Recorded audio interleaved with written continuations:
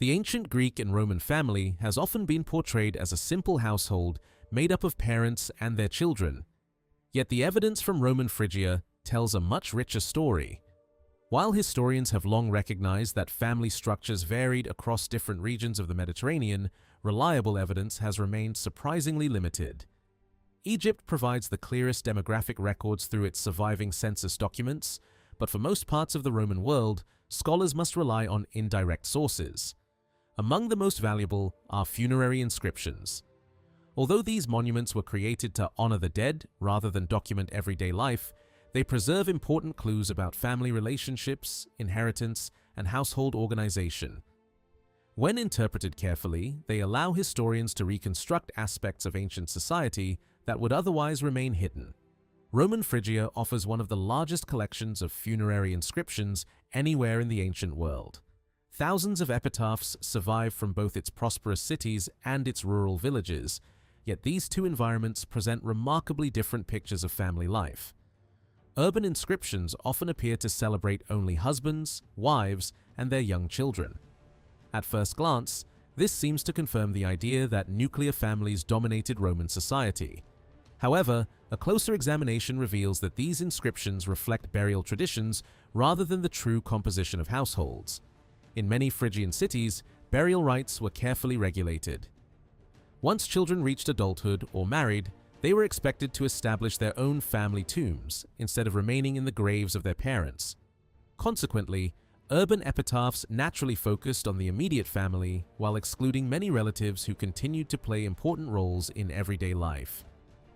These burial customs created a misleading historical impression. Modern readers might assume that extended families barely existed because they appear so rarely in urban funerary monuments. In reality, the inscriptions themselves reveal exceptions that expose the limitations of this interpretation. Some monuments mention ancestral tombs used by several generations, while others reserve burial space for siblings, parents, grandchildren, or even close friends. Such examples demonstrate that emotional and social relationships extended well beyond the narrow boundaries suggested by most epitaphs. Rather than documenting the complete household, these monuments reflected legal customs, local traditions, and social expectations surrounding burial. The apparent dominance of the nuclear family therefore tells us as much about commemorative practices as it does about family life itself. A completely different pattern emerges in the rural communities of northern Phrygia, particularly in the upper Tembris Valley. This isolated but fertile agricultural region never developed into a major urban center, yet it has preserved some of the most informative funerary inscriptions in the Roman Empire. During the 3rd and early 4th centuries AD, families in this area began commissioning lengthy inscriptions that recorded nearly every member of their household. The presence of nearby marble quarries made stone relatively inexpensive, allowing even ordinary farming families to create monuments that would have been beyond the reach of many rural communities elsewhere in the empire. Unlike the concise urban epitaphs, these rural monuments provide extraordinary detail about household composition across multiple generations. One particularly revealing inscription commemorates the family of a man named Trophimos. Instead of listing only a husband and wife, the monument identifies an extensive network of relatives that stretches across several generations. Sons, daughters, daughters-in-law, grandchildren, and numerous other family members all appear together. Altogether, the household may have included as many as 16 individuals. Yet even with such detailed information, reconstructing the family's exact relationships remains surprisingly difficult. Some individuals are identified through their parents, while others are grouped according to their generation rather than their immediate household. Historians can determine that several married couples, unmarried siblings, children, and grandchildren belong to the same domestic community. But the inscription leaves enough ambiguity to remind us that ancient family structures were often more flexible than modern family trees suggest. The Trophimos inscription also highlights another important reality of rural life. These households were not simply collections of parents and children living under one roof. Instead, they functioned as large cooperative communities where several generations shared resources, labor, and responsibilities. Married sons may have remained within the parental household, Daughters could still maintain close ties with their birth families, and grandchildren formed part of a wider domestic network rather than belonging exclusively to isolated nuclear families. Such arrangements would have been especially practical in farming communities, where agricultural work required cooperation among many relatives throughout the year. The funerary monuments suggest that these large households were regarded as a single social unit, worthy of being commemorated together even after death. The contrast between urban and rural Phrygia demonstrates how easily historians can be misled when relying on a single category of evidence. Urban inscriptions emphasize immediate family members because local burial customs restricted access to family tombs. Rural inscriptions, by contrast, attempted to preserve the memory of entire households, revealing family networks that stretched across multiple generations. Neither type of evidence provides a complete picture on its own, but together they show that family life in Roman Phrygia was far more diverse than previously assumed. Household organization depended not only on biological relationships, but also on local traditions, legal customs, economic circumstances, and regional culture. Ultimately, the evidence from Roman Phrygia challenges one of the oldest assumptions about family life in antiquity. The Roman household was not universally organized around a small nuclear family. In many communities, especially rural ones, households consisted of large, interconnected groups of relatives whose daily lives, economic survival, and social identity were deeply intertwined. These funerary inscriptions do more than preserve names carved into stone. They reveal how ancient people understood kinship, remembered their loved ones, and defined the household itself. Far from being a collection of isolated individuals, the Phrygian family appears to have been a dynamic, multi-generational institution that stood at the very center of community life. The evidence from northern Phrygia suggests that these communities were organized around large, extended households rather than isolated nuclear families. One remarkable funerary inscription appears to commemorate a single household made up of several related families living together. Although the text never explicitly states that everyone shared the same home, the way individuals are listed strongly supports this conclusion. Husbands and wives are not grouped together, nor are parents consistently presented alongside their own children. Instead, family members are arranged according to age, gender, and generation. Elderly men are listed first, followed by younger men, women, daughters, daughters-in-law, and finally, grandchildren. This unusual ordering suggests that within these rural communities, age and gender carried greater social importance than the modern emphasis on the individual married couple. The household functioned as a collective unit rather than a collection of separate nuclear families. This pattern is not unique. Similar inscriptions discovered across northern Phrygia describe equally large households containing several married brothers, their wives, children, and grandchildren. Once again, relatives are rarely grouped into individual family units. Instead, the inscriptions emphasize the entire community living under one extended household. Wives are often listed together rather than beside their husbands, while children appear collectively instead of being assigned to particular parents. These monuments reveal a society that preferred to remember the household as a single social organism rather than focusing on individual family branches. Such evidence paints a picture of villages where multiple generations cooperated in farming, shared resources, and viewed themselves as members of one larger domestic community. The inscriptions also introduce an important term: syngenia. Rather than referring simply to blood relatives, this word appears to describe the wider extended household. In several epitaphs, a distinction is made between a person's immediate family and their syngenia, suggesting two overlapping circles of identity. Immediate relatives included parents, spouses, and children, while the syngenia embraced brothers, sisters-in-law, nephews, nieces, and other close relatives who belonged to the same household. The repeated appearance of this term indicates that people in rural Phrygia understood family in much broader terms than the modern nuclear model. Membership in the household extended beyond biological parents and children to encompass an entire network of related families living and working together. These extended households were not permanent institutions. Like any large family organization, they regularly expanded and contracted as generations changed. Several married brothers might live together while their father remained the household's undisputed patriarch. Eventually, however, property had to be divided. An extraordinary inscription from the village of Aslanapa records exactly such a division. It describes how brothers received their assigned shares of the family estate and emphasizes that no further claims should be made against one another. The inscription then records a father's will, detailing how farmland, agricultural tools, storage chests, livestock, and grain should be distributed among his surviving sons, while also providing ongoing support for his widow and other female relatives. This document offers a rare glimpse into how inheritance operated inside these complex rural households. Instead of dissolving the family entirely, property was divided in an orderly fashion while preserving the continuity of the household across generations.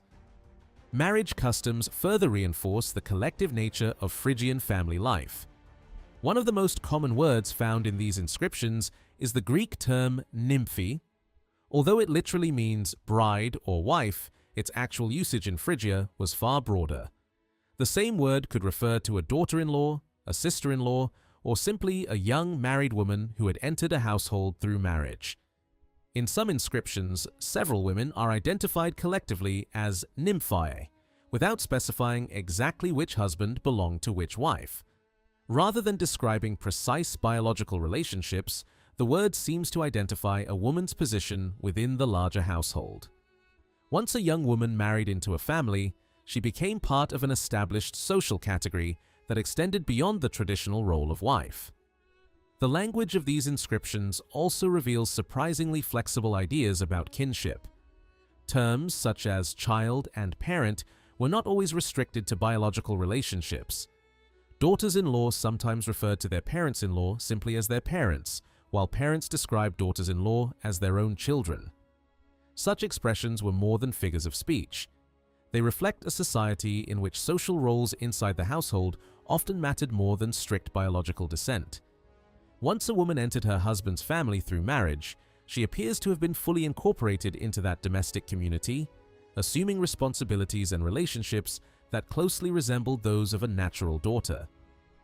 This linguistic pattern reinforces the impression that the extended household functioned as a single social unit whose members shared both economic and emotional bonds. These customs also explain another striking feature of Phrygian society. Sons almost always remained within their father's household, while daughters left to join the families of their husbands. As a result, sons-in-law appear only rarely in the surviving. Inscriptions. A man generally entered his wife's household only when her parents lacked male heirs capable of continuing the family line. In these exceptional cases, inheritance took priority over normal residence patterns, and the son-in-law effectively became part of his wife's family. Even then, such arrangements remained uncommon, highlighting how strongly Phrygian society favored patrilocal residence, where generations of sons stayed together under the authority of a single patriarch. Taken together, the evidence from northern Phrygia reveals a society organized around cooperation rather than individual households. Families were not simply parents raising children in isolation. Instead, several generations often lived, worked, inherited property, and commemorated their dead as members of one large domestic community. Marriage strengthened these households by bringing new women into the family, while inheritance ensured that sons continued the household across generations. The funerary inscriptions of Phrygia therefore offer an extraordinary window into a social world where the extended family, not the nuclear household, formed the true foundation of everyday life. Marriage in Roman Phrygia appears to have taken place at a relatively young age, especially for women. Although the surviving evidence is limited, several funerary inscriptions suggest that many girls married around the ages of 15 or 16 and often became mothers shortly afterward. Some died during their first pregnancies or while giving birth, reflecting both the early age of marriage and the dangers associated with childbirth in the ancient world. One young woman died at only 18 after less than 3 years of marriage, while another lost her life during her first delivery at the age of 16. The youngest known mother from the region was only 15.5 years old when she died in childbirth. These tragic examples illustrate both the expectations placed upon young women and the harsh realities of life in rural Roman society. The situation for men is more difficult to reconstruct, but the available evidence suggests considerable variation. Some men may not have married until their late 20s, while others became fathers before reaching the age of 20. These differences likely reflected local family circumstances rather than fixed legal customs. In farming communities, establishing a household depended not only on age, but also on inheritance, available land, and the needs of the extended family. Marriage was therefore closely connected to the economic organization of the household rather than simply to personal choice. Most marriages were arranged within the local community. Young men and women frequently married people they had known since childhood, neighbors, relatives, close family friends, or even individuals who had been raised in the same household. These marriages strengthened existing family alliances instead of creating entirely new social connections. In several inscriptions, children married the offspring of their parents' closest companions or even cousins within the wider family network. In one remarkable case, a widowed father arranged the marriage of his only daughter to her cousin specifically because he hoped the young couple would care for him during his old age. Marriage, therefore, served practical and economic purposes just as much as emotional ones, reinforcing the stability of the extended household across generations. One particularly informative funerary monument from Dioclea provides a vivid picture of how these families were organized. Rather than commemorating a single nuclear family, the inscription records several generations living together within one extended household. The monument begins with the oldest married couple before listing their children, grandchildren, and other close relatives. Once again, sons appear before daughters, and generations are grouped together instead of separating each married couple into its own family unit. The inscription even suggests that the eldest son married a woman who may have been his first cousin, demonstrating that marriages often occurred within closely connected local communities. Far from being unusual, such unions appear to have helped preserve property, strengthen family cooperation, and maintain continuity inside the household. The inscriptions also reveal that Phrygian families were remarkably large. Households with 3 or 4 sons were common, while some couples raised 10 children or even more. One father who died at the age of 40 left behind 8 surviving children, including 5 daughters and 3 sons, the youngest still an infant. Another family patriarch lived long enough to see 17 grandchildren born from only 3 sons, several of whom had already married before his death. Such examples indicate that large families were not exceptional, but represented a normal feature of rural life. Fertility was highly valued, not only because high mortality threatened every household, but also because children contributed essential labor to agricultural production from a young age. In a farming economy, a large family meant a stronger workforce and greater economic security. High birth rates were balanced by equally high mortality. Many parents lost several children before adulthood, and remarriage following the death of a spouse appears to have been common. Some inscriptions distinguish between children born to the current marriage and those from an earlier union, showing that blended families frequently emerged after the loss of a husband or wife. Rather than disrupting the household, remarriage allowed families to rebuild their workforce and continue the family line despite the constant presence of disease and premature death. The surviving inscriptions also provide insight into attitudes towards sons and daughters. One particularly emotional epitaph mourns the death of an 8-year-old boy whose grieving parents describe their lives as permanently darkened by his loss. Although 2 daughters buried in the same family tomb are mentioned alongside him, only the son receives an extended poetic lament. This difference suggests that young boys were often regarded as especially valuable because they would remain within the household, inherit property, and continue the family line. However, this should not be interpreted as a general disregard for women. Across Phrygia, wives and mothers are frequently honored in funerary monuments, and women appear prominently in both inscriptions and relief sculptures. The lower status seems to have applied mainly to unmarried daughters who were expected to leave their birth families after marriage and become members of another household. Not every member of a Phrygian household was related by blood. Wealthier families often included slaves, freed servants, nurses, and foster children who lived alongside their masters for many years. One remarkable inscription commemorates an affluent household that included a freed housekeeper, a woman raised within the family from childhood, a permanent nurse, and several additional servants. Strikingly, the monument commemorates these dependents separately from the family's biological relatives, suggesting that even though they formed an essential part of daily household life, social distinctions between kin and non-kin remained important. Nevertheless, these individuals were clearly considered permanent members of the domestic community, demonstrating that the Phrygian household was both economically and socially more complex than a simple family living under one roof. One particularly intriguing member of wealthy Phrygian households was the threptos or threpte, a child who had been raised by someone other than their biological parents. Unlike adoption in the Roman legal sense, or the modern concepts of foster care or orphanhood, this institution occupied a unique place in Phrygian society. Inscriptions frequently mention individuals who were simply described as having been raised in the household without any suggestion that they were abandoned, unwanted, or socially inferior. In fact, children could move between families of very different social backgrounds. Some were born to enslaved parents but raised by free landowners, while others from free families were entrusted to servants or different households during childhood. These arrangements appear to have been entirely ordinary and carried little social stigma, demonstrating that the household was defined by daily life and shared upbringing as much as by blood relationships. The widespread presence of these fostered children reveals something fundamental about Phrygian society. The movement of children between households was not an exceptional response to tragedy or poverty, but an accepted feature of community life. Families regularly shared responsibility for raising children, reinforcing connections between neighboring households and strengthening broader kinship networks. This practice further supports the broader pattern already visible throughout the funerary inscriptions. Biological parenthood was only one aspect of family identity. Membership within the household depended just as much on age, social role, and participation in daily life as on direct descent.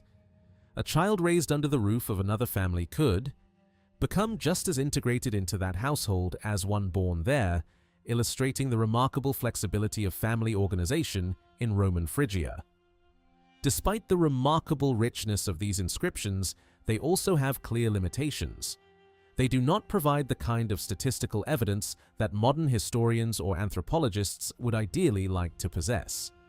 Ages at marriage and death appear only occasionally, complete household records are extremely rare, and burial inscriptions cannot always tell us whether the people listed were those with the strongest emotional bonds or simply those entitled to share a family tomb under local custom. Burial practices themselves may have shaped the evidence as much as genuine family relationships. As a result, historians must interpret these inscriptions with caution, recognizing both their value and their limitations. Yet these shortcomings do not diminish the importance of the evidence.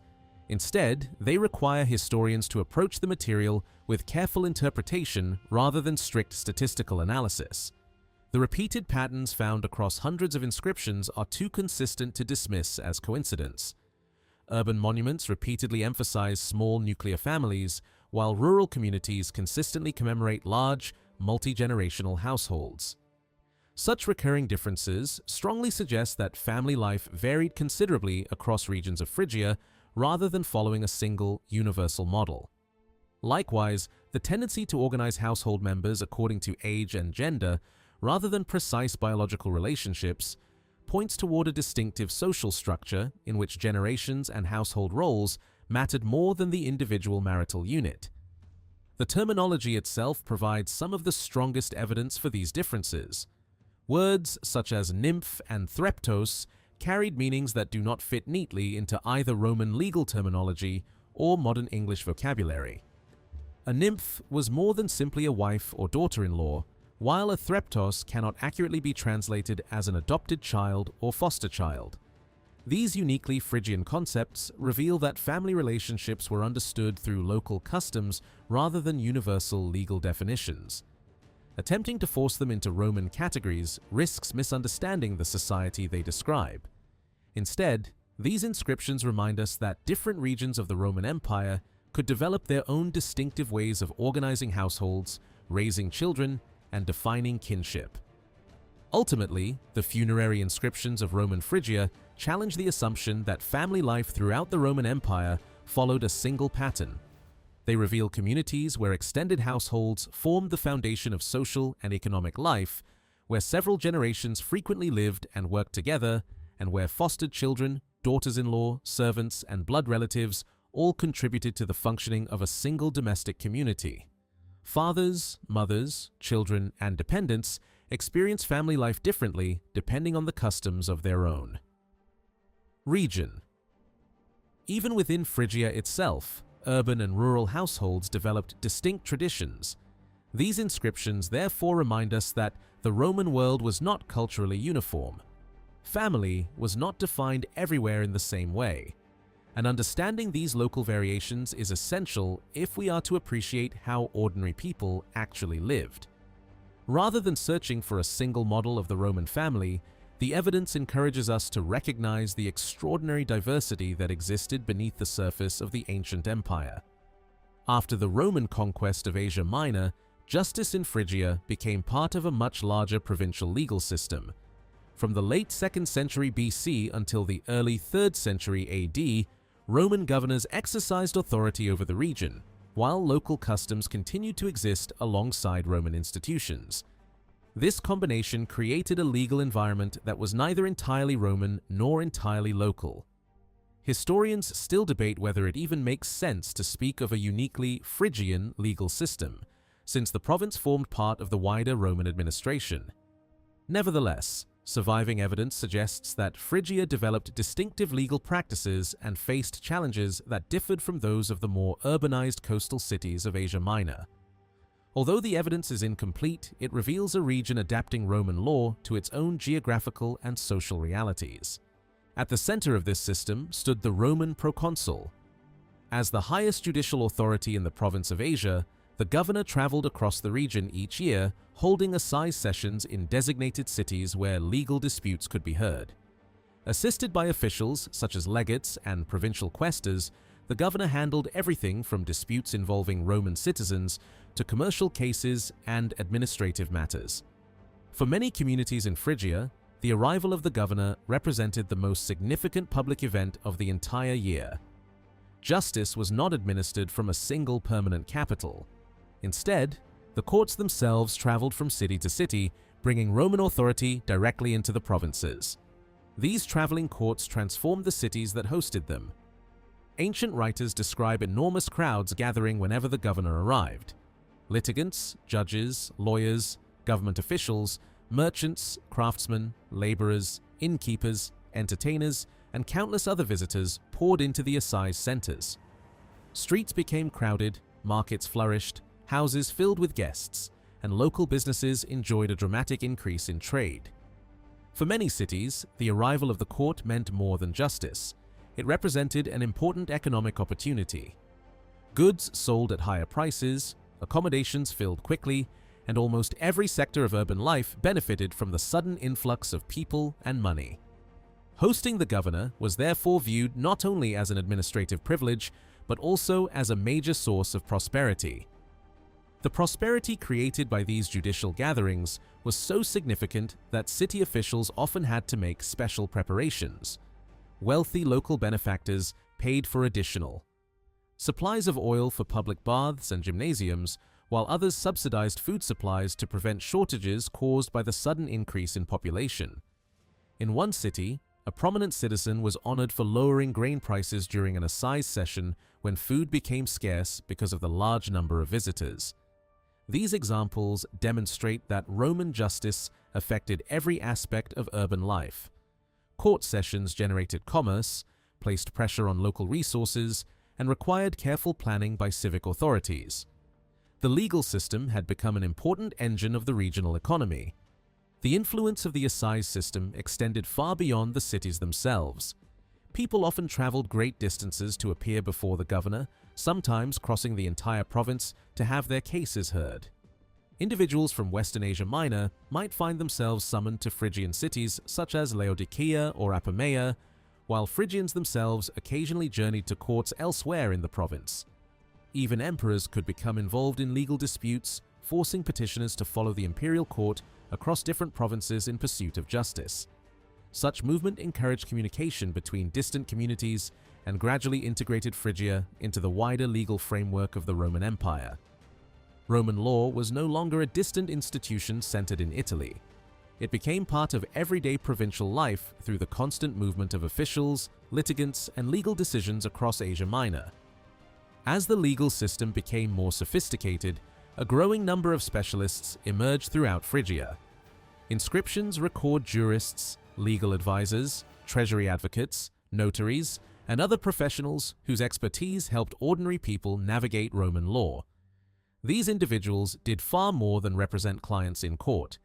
They interpreted legal procedures, prepared official documents, transmitted judicial decisions between different cities, and ensured that Roman administrative practices were applied consistently throughout the province.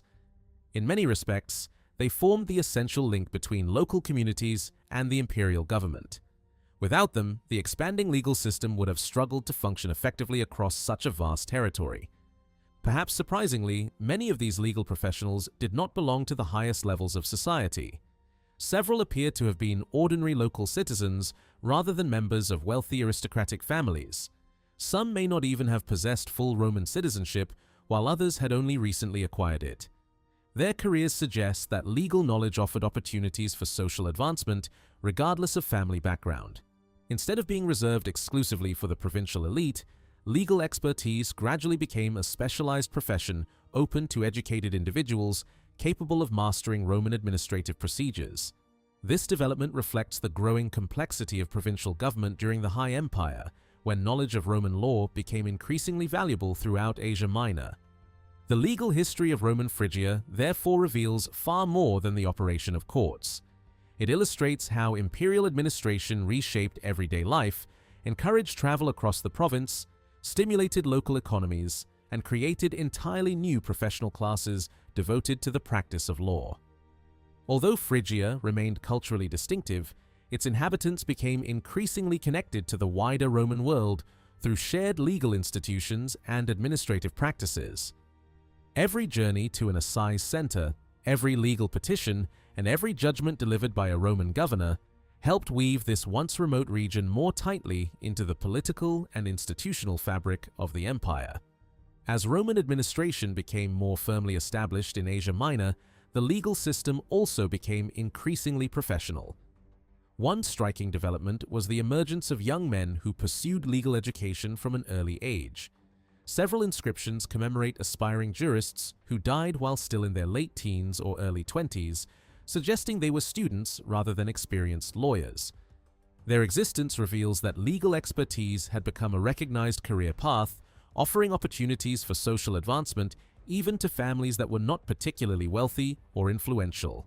Becoming a legal professional required formal training, whether in regional centers such as Smyrna or in renowned institutions farther away, including Alexandria, Troas, Berytus, or even Rome itself.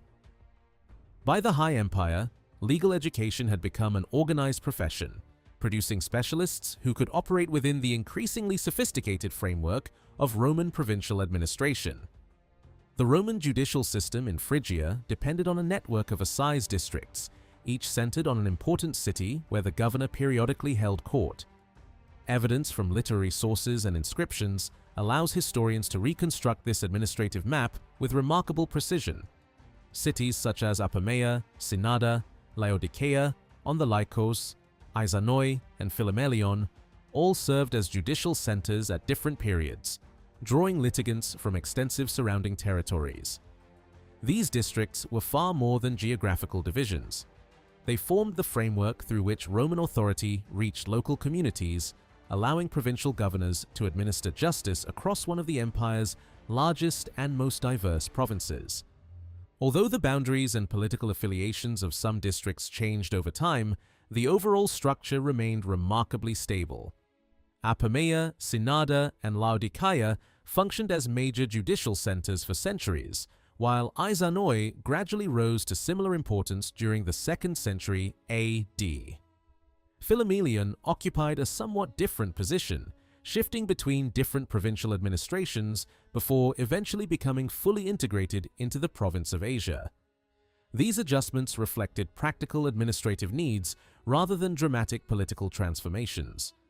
Roman officials were primarily concerned with ensuring that justice could be delivered efficiently across vast territories, even if that required occasional reorganization of provincial boundaries. This remarkable continuity demonstrates one of the defining characteristics of Roman administration. While governors, emperors, and provincial borders occasionally changed, the underlying judicial framework remained largely untouched for generations. The assize districts established during the late Republic continued to function well into the imperial period with surprisingly few alterations. Roman institutions therefore achieved stability not by constant reform, but by preserving administrative structures that had already proven effective. Beneath this stable framework, however, legal practice continued to evolve as new officials, legal specialists, and administrative procedures gradually emerged. Yet the judicial map created by Rome did not correspond neatly to the traditional geography of Phrygia. Ancient geographers themselves observed that the Roman authorities largely ignored older ethnic and cultural boundaries when organizing their courts. Instead of grouping people according to historical regions, they created districts based on administrative convenience. As a result, communities that identified as Phrygian, Lydian, Carian, or Mysian often found themselves incorporated into the same judicial system. This administrative approach gradually weakened the legal significance of older regional identities while strengthening loyalty to the institutions of the Roman province itself. Despite its impressive organization, the Roman judicial system still faced serious practical difficulties. Much of northern Phrygia lay far from the governor's regular route, forcing many inhabitants to travel considerable distances simply to present a legal case. For villagers living on isolated farms or large imperial estates, access to formal justice could be slow, expensive, and uncertain. While city residents could often settle minor disputes before local magistrates, rural populations had fewer options. Cases involving theft, assault, debt, or property conflicts may have remained unresolved for long periods until the governor eventually arrived. The realities of geography therefore limited the effectiveness of even Rome's highly organized legal administration. To address these challenges, the Roman government gradually expanded the authority of imperial procurators. Beginning in the mid-1st century AD, these officials were granted judicial responsibilities, particularly in matters involving imperial estates and fiscal administration. Phrygia provides unusually rich evidence for this development. Procurators, treasury advocates, and fiscal officials appear frequently in inscriptions, demonstrating that the region relied heavily on these administrators to supplement the work of the provincial governor. Unlike the proconsul, whose visits were infrequent, procurators could respond more quickly to local disputes and supervise legal matters on a more regular basis. Even so, procurators were not entirely independent. During the 2nd century, they continued to operate under the authority of the provincial governor, often acting according to his direct instructions. Only gradually did they begin exercising greater judicial autonomy. One remarkable inscription records a dispute between two villages over transport obligations, revealing how a procurator personally visited several communities while hearing the case. Instead of remaining in the major assize cities, he traveled through smaller settlements, bringing justice much closer to ordinary villagers. This suggests that procuratorial courts functioned as a more flexible and accessible supplement to the governor's traditional assize circuit. Another imperial document illustrates both the strengths and limitations of this arrangement. When villagers complained about unlawful demands imposed upon them, the emperor instructed the procurator to intervene immediately. However, if the offense proved particularly serious, the case still had to be transferred to the governor of Asia for final judgment. Procurators could therefore resolve relatively minor disputes, but the most important legal decisions remained firmly in the hands of the proconsul. This division of authority highlights the layered nature of Roman provincial administration, where multiple officials shared responsibility while remaining connected through a carefully defined hierarchy. One of the most fascinating aspects of Roman Phrygia's legal landscape was the rise of the so-called confession inscriptions. These remarkable stone inscriptions, found mainly in rural Phrygia and neighboring Lydia, recorded prayers for divine justice alongside public confessions made after individuals believed they had suffered punishment from the gods for wrongdoing. Although modern scholars no longer interpret these inscriptions as records of formal temple trials, their language closely resembles contemporary legal terminology.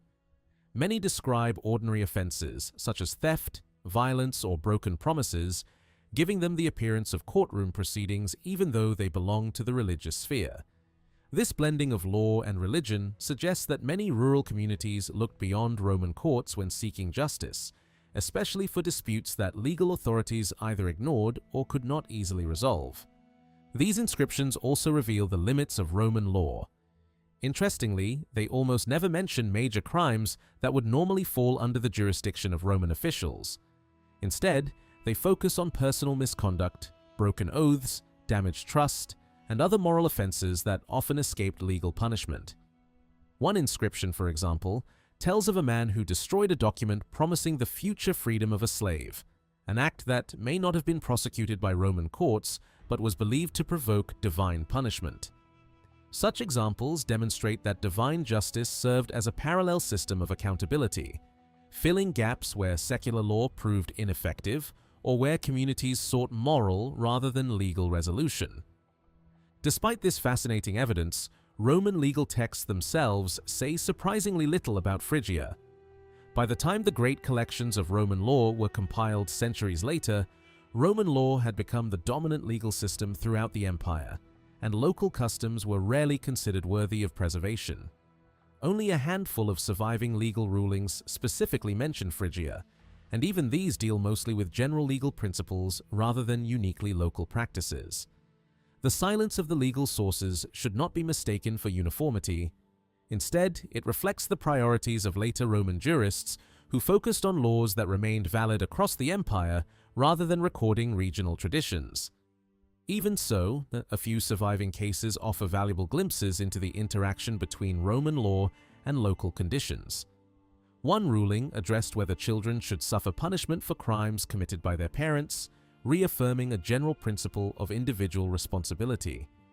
Another concerned students living away from home, confirming that attending school in another city did not automatically establish legal residence there. Perhaps the most intriguing example involved the famous hot springs of Hierapolis.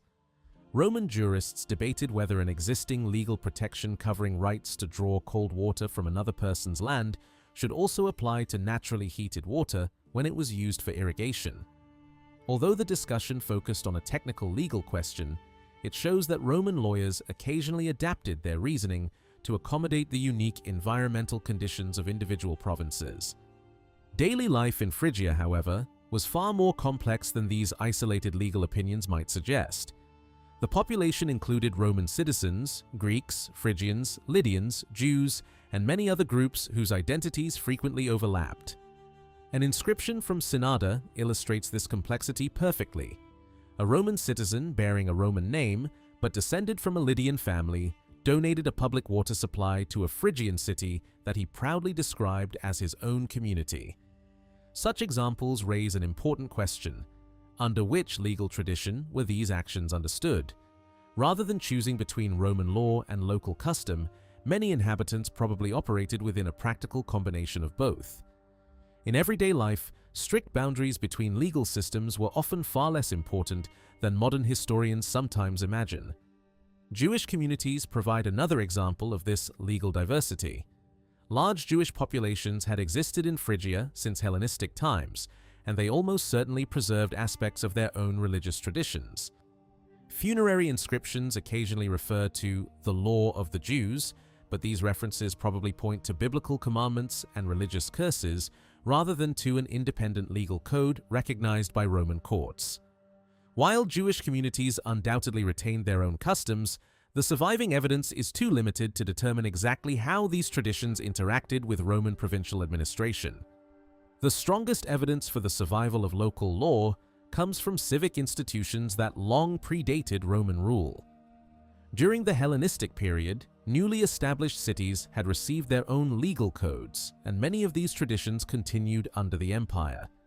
A particularly revealing example comes from Emperor Hadrian, who instructed provincial officials investigating sacred lands at Isanoi to rely on the ancient land divisions established centuries earlier by the Anatolian kings.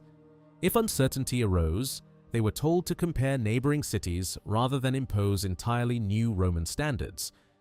This remarkable decision demonstrates that Roman authorities were often willing to preserve long-standing local customs instead of replacing them outright. The same pattern appears in the regulation of slavery and property. Inscriptions from the sanctuary of Apollo Liabenos record formal acts by which slaves, or in some cases even free children, were symbolically transferred into the ownership of the god. These legal transactions, known as katagraphi, continued practices that stretched back into the Hellenistic world and perhaps even earlier Anatolian traditions. Likewise, the distinctive Phrygian institution of the threptos, children raised within households other than those of their biological parents, continued to create legal situations unfamiliar to Roman officials. Provincial governors were therefore often required to interpret local customs that had no exact equivalent in Roman law, forcing them to balance imperial legal principles with deeply rooted regional traditions. The spread of Roman citizenship added yet another layer of complexity. A remarkable testament left by Publius Aelius Onesimus, an imperial freedman, illustrates how Roman legal forms could coexist with Greek civic institutions. Using the flexibility of Roman testamentary law, Onesimus left a substantial financial endowment to his hometown of Anatolia. The money was to be invested, with the interest first used to purchase grain for annual public distributions and later distributed directly among the city's registered citizens on the Emperor Hadrian's birthday. Although the will followed Roman legal procedures, it also relied upon traditional Greek civic practices such as maintaining official citizen registers. The result was not a replacement of local traditions by Roman law, but a practical combination of both systems within a single legal document. Ultimately, the legal history of Roman Phrygia reveals a world shaped by constant negotiation rather than rigid uniformity. Roman courts, imperial officials, local customs, religious traditions, Hellenistic institutions, and centuries-old Anatolian practices all continued to influence one another throughout the imperial period. Roman law gradually became the dominant legal framework, yet it rarely erased older traditions overnight. Instead, provincial officials frequently adapted Roman procedures to local realities, while communities continued to preserve customs that remained meaningful in everyday life.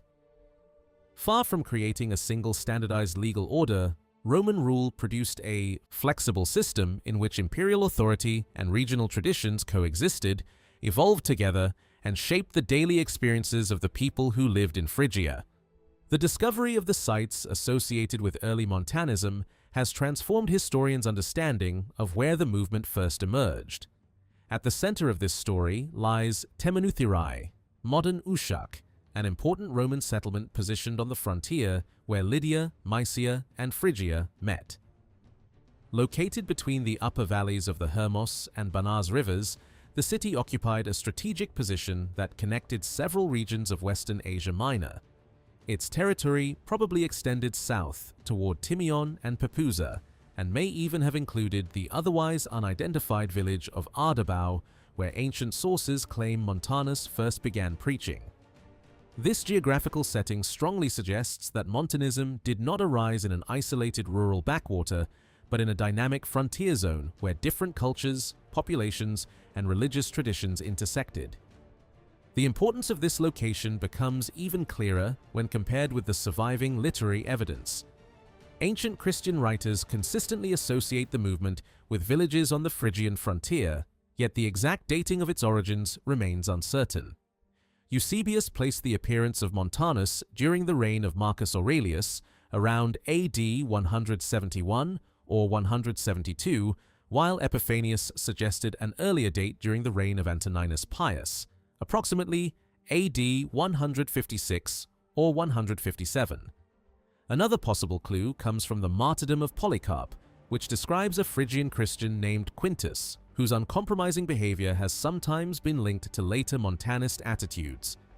Although this identification remains speculative, it indicates that the distinctive style of Christianity later associated with Montanism may already have been developing in Phrygia before the movement itself formally emerged. Some of the strongest evidence for the early spread of Christianity in this region comes not from literary texts, but from funerary monuments discovered around Temenuthirai. These carved marble doorstones represent one of the most distinctive forms of burial monument in Roman Phrygia. Each resembles the entrance to a house, symbolizing the passage from earthly life into the next.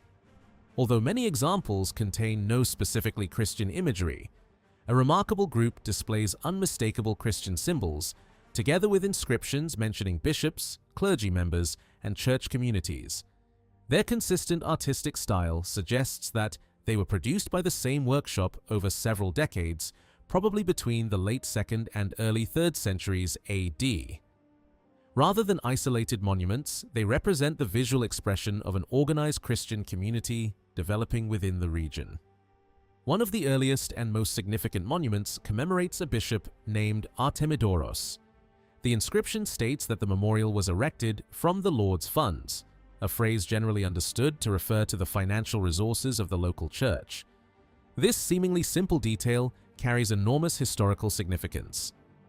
It demonstrates that by the late 2nd century, the Christian community possessed not only recognized clergy, but also communal funds capable of financing public memorials.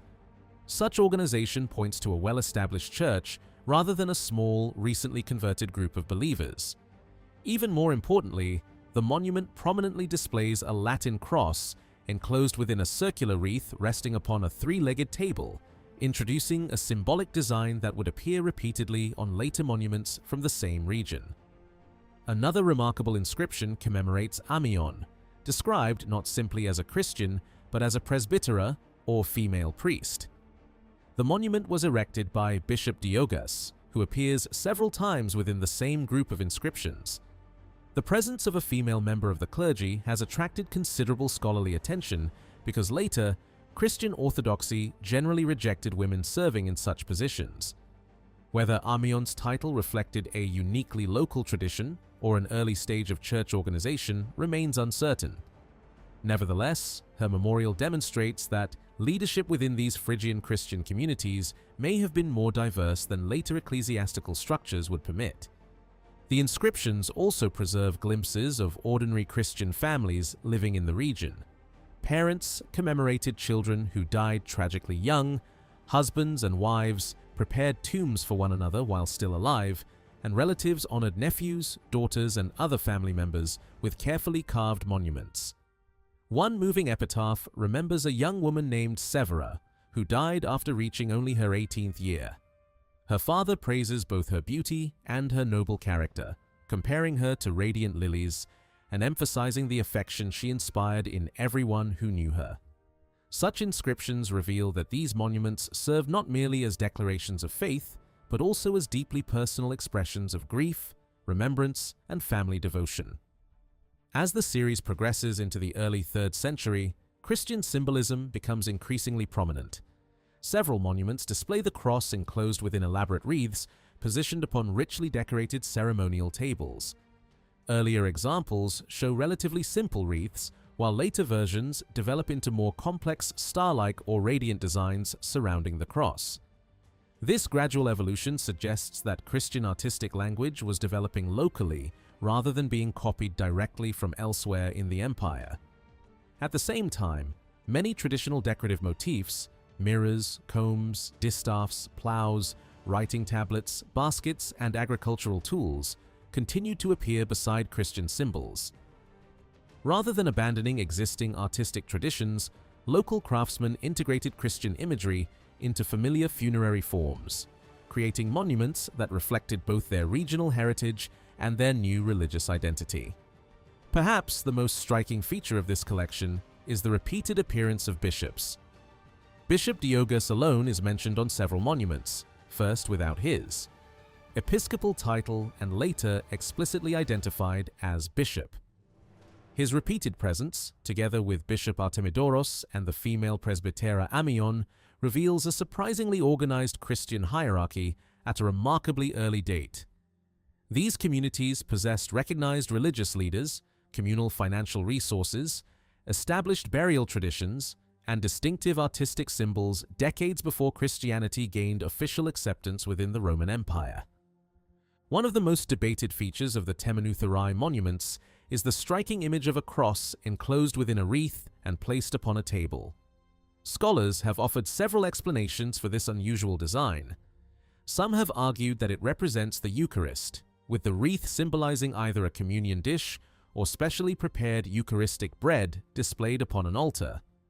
Others believe this interpretation places too much emphasis on liturgical symbolism. A simpler explanation is that the image celebrates the triumph of Christianity itself. In this reading, the cross is surrounded by a victorious wreath that gradually develops into a radiant crown, transforming a familiar Roman symbol of victory into a distinctly Christian expression of triumph. Similar designs appear on later Christian monuments from the Upper Tembris Valley, where crosses enclosed within wreaths became a recurring feature of funerary art. Over time, less elaborate versions reduced the motif to nothing more than a simple cross enclosed by a circle, suggesting that the symbol had become widely recognized throughout Phrygia. The table beneath the cross has received less attention but is equally significant. Rather than representing a specifically Christian altar, it may simply continue a long-established tradition of Greco-Roman funerary art. Three-legged tables frequently appear on Hellenistic and Roman grave reliefs, where they symbolize the commemorative banquets held by surviving relatives in honor of the deceased. Such tables also served as visual expressions of wealth and social standing. Their inclusion on the Temenoutherae monuments therefore reflects continuity rather than abrupt religious change. Christianity adopted familiar artistic conventions while giving them new meaning, allowing believers to express their faith through visual forms already deeply rooted in local culture. The quality of the carving itself also indicates that these monuments belong to prosperous families capable of commissioning expensive works from skilled stonecutters. Among all the inscriptions, one stands apart from the others because it commemorates a woman identified as Amion, who carries the title presbytera, a female presbyter or priest. The wording of the inscription leaves little doubt that the title refers to a woman rather than a male elder. This is an extraordinary discovery because female clergy are virtually unknown within mainstream Christianity during this period. Later Christian writers, however, report that Montanist communities appointed women as bishops and priests alongside men, the appearance of a female presbyter in the very region. Traditionally associated with Montanism, therefore provides one of the strongest archaeological arguments linking these monuments to the movement. Yet, caution remains necessary. A single inscription cannot prove that every Christian represented in the Temenoutherae cemetery belonged to the Montanists. Female clergy may have existed in other early Christian communities whose practices later disappeared from the historical record. The inscription strongly suggests a connection, but it does not settle the debate. The chronology of the monuments also offers valuable insight into the development of the local Christian community. Although none of the stones carries an exact date, historians have reconstructed their approximate sequence by combining artistic style with the careers of the individuals named in the inscriptions. The earliest appears to commemorate Bishop Artemidoros, whose memorial was erected by Diogas before Diogas himself became bishop. After succeeding Artemidoros, Diogas later supervised the burial of the female presbyter Amion. Eventually, Diogas and his wife Aurelia Tatian prepared their own joint monument while still alive. Since Tatian bears the name Aurelia, made widespread only after Emperor Caracalla granted Roman citizenship to nearly all free inhabitants of the empire in AD 212, this inscription must date shortly after that landmark event. This provides an important anchor point for dating the entire series. The artistic development of the monuments reinforces this chronology. Earlier examples generally display doors divided into 4 decorative panels, while later monuments often simplify the design into 1 or 2 larger fields. At first glance, This seems to indicate a steady evolution in style. However, newly discovered examples show that both older and newer designs continued to be produced at the same time. Stonecutters clearly retained multiple decorative options rather than abandoning one style in favor of another. Consequently, stylistic differences alone cannot provide precise dates. Instead, historians rely on a combination of artistic features, personal names, and historical context to reconstruct the sequence of production. Personal names provide another valuable chronological clue. Most of the individuals commemorated on these monuments do not carry the Roman family name Aurelius, suggesting they lived before the universal grant of citizenship in AD 212. Only 2 inscriptions include this name, implying that the majority of the series predates Caracalla's reform. On this basis, Bishop Diogus probably died around AD 212 to 215, while his predecessor Artemidoros likely passed away roughly 30 years earlier, around AD 180. The female presbyter Amion belongs somewhere between these 2 dates, placing her within the final decades of the 2nd century. This revised chronology pushes the Christian community of Temenoutherae earlier than many previous scholars had proposed and aligns more closely with literary accounts. Describing the emergence of Montanism during the reigns of Antoninus Pius and Marcus Aurelius. The monuments also reveal much about the social status of the families who commissioned them. Their elaborate design closely resembles prestigious funerary monuments produced in nearby Aizanoi, one of the wealthiest cities of Roman Phrygia.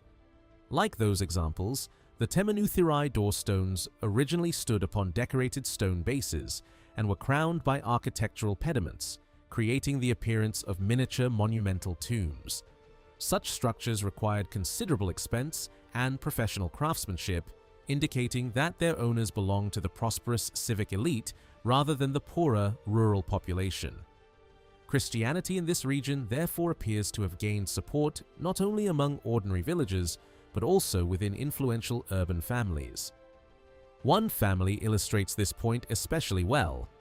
A monument erected by 2 brothers, Tatianos and Clemens, commemorates their father Iskopelianos and their still-living mother Severa.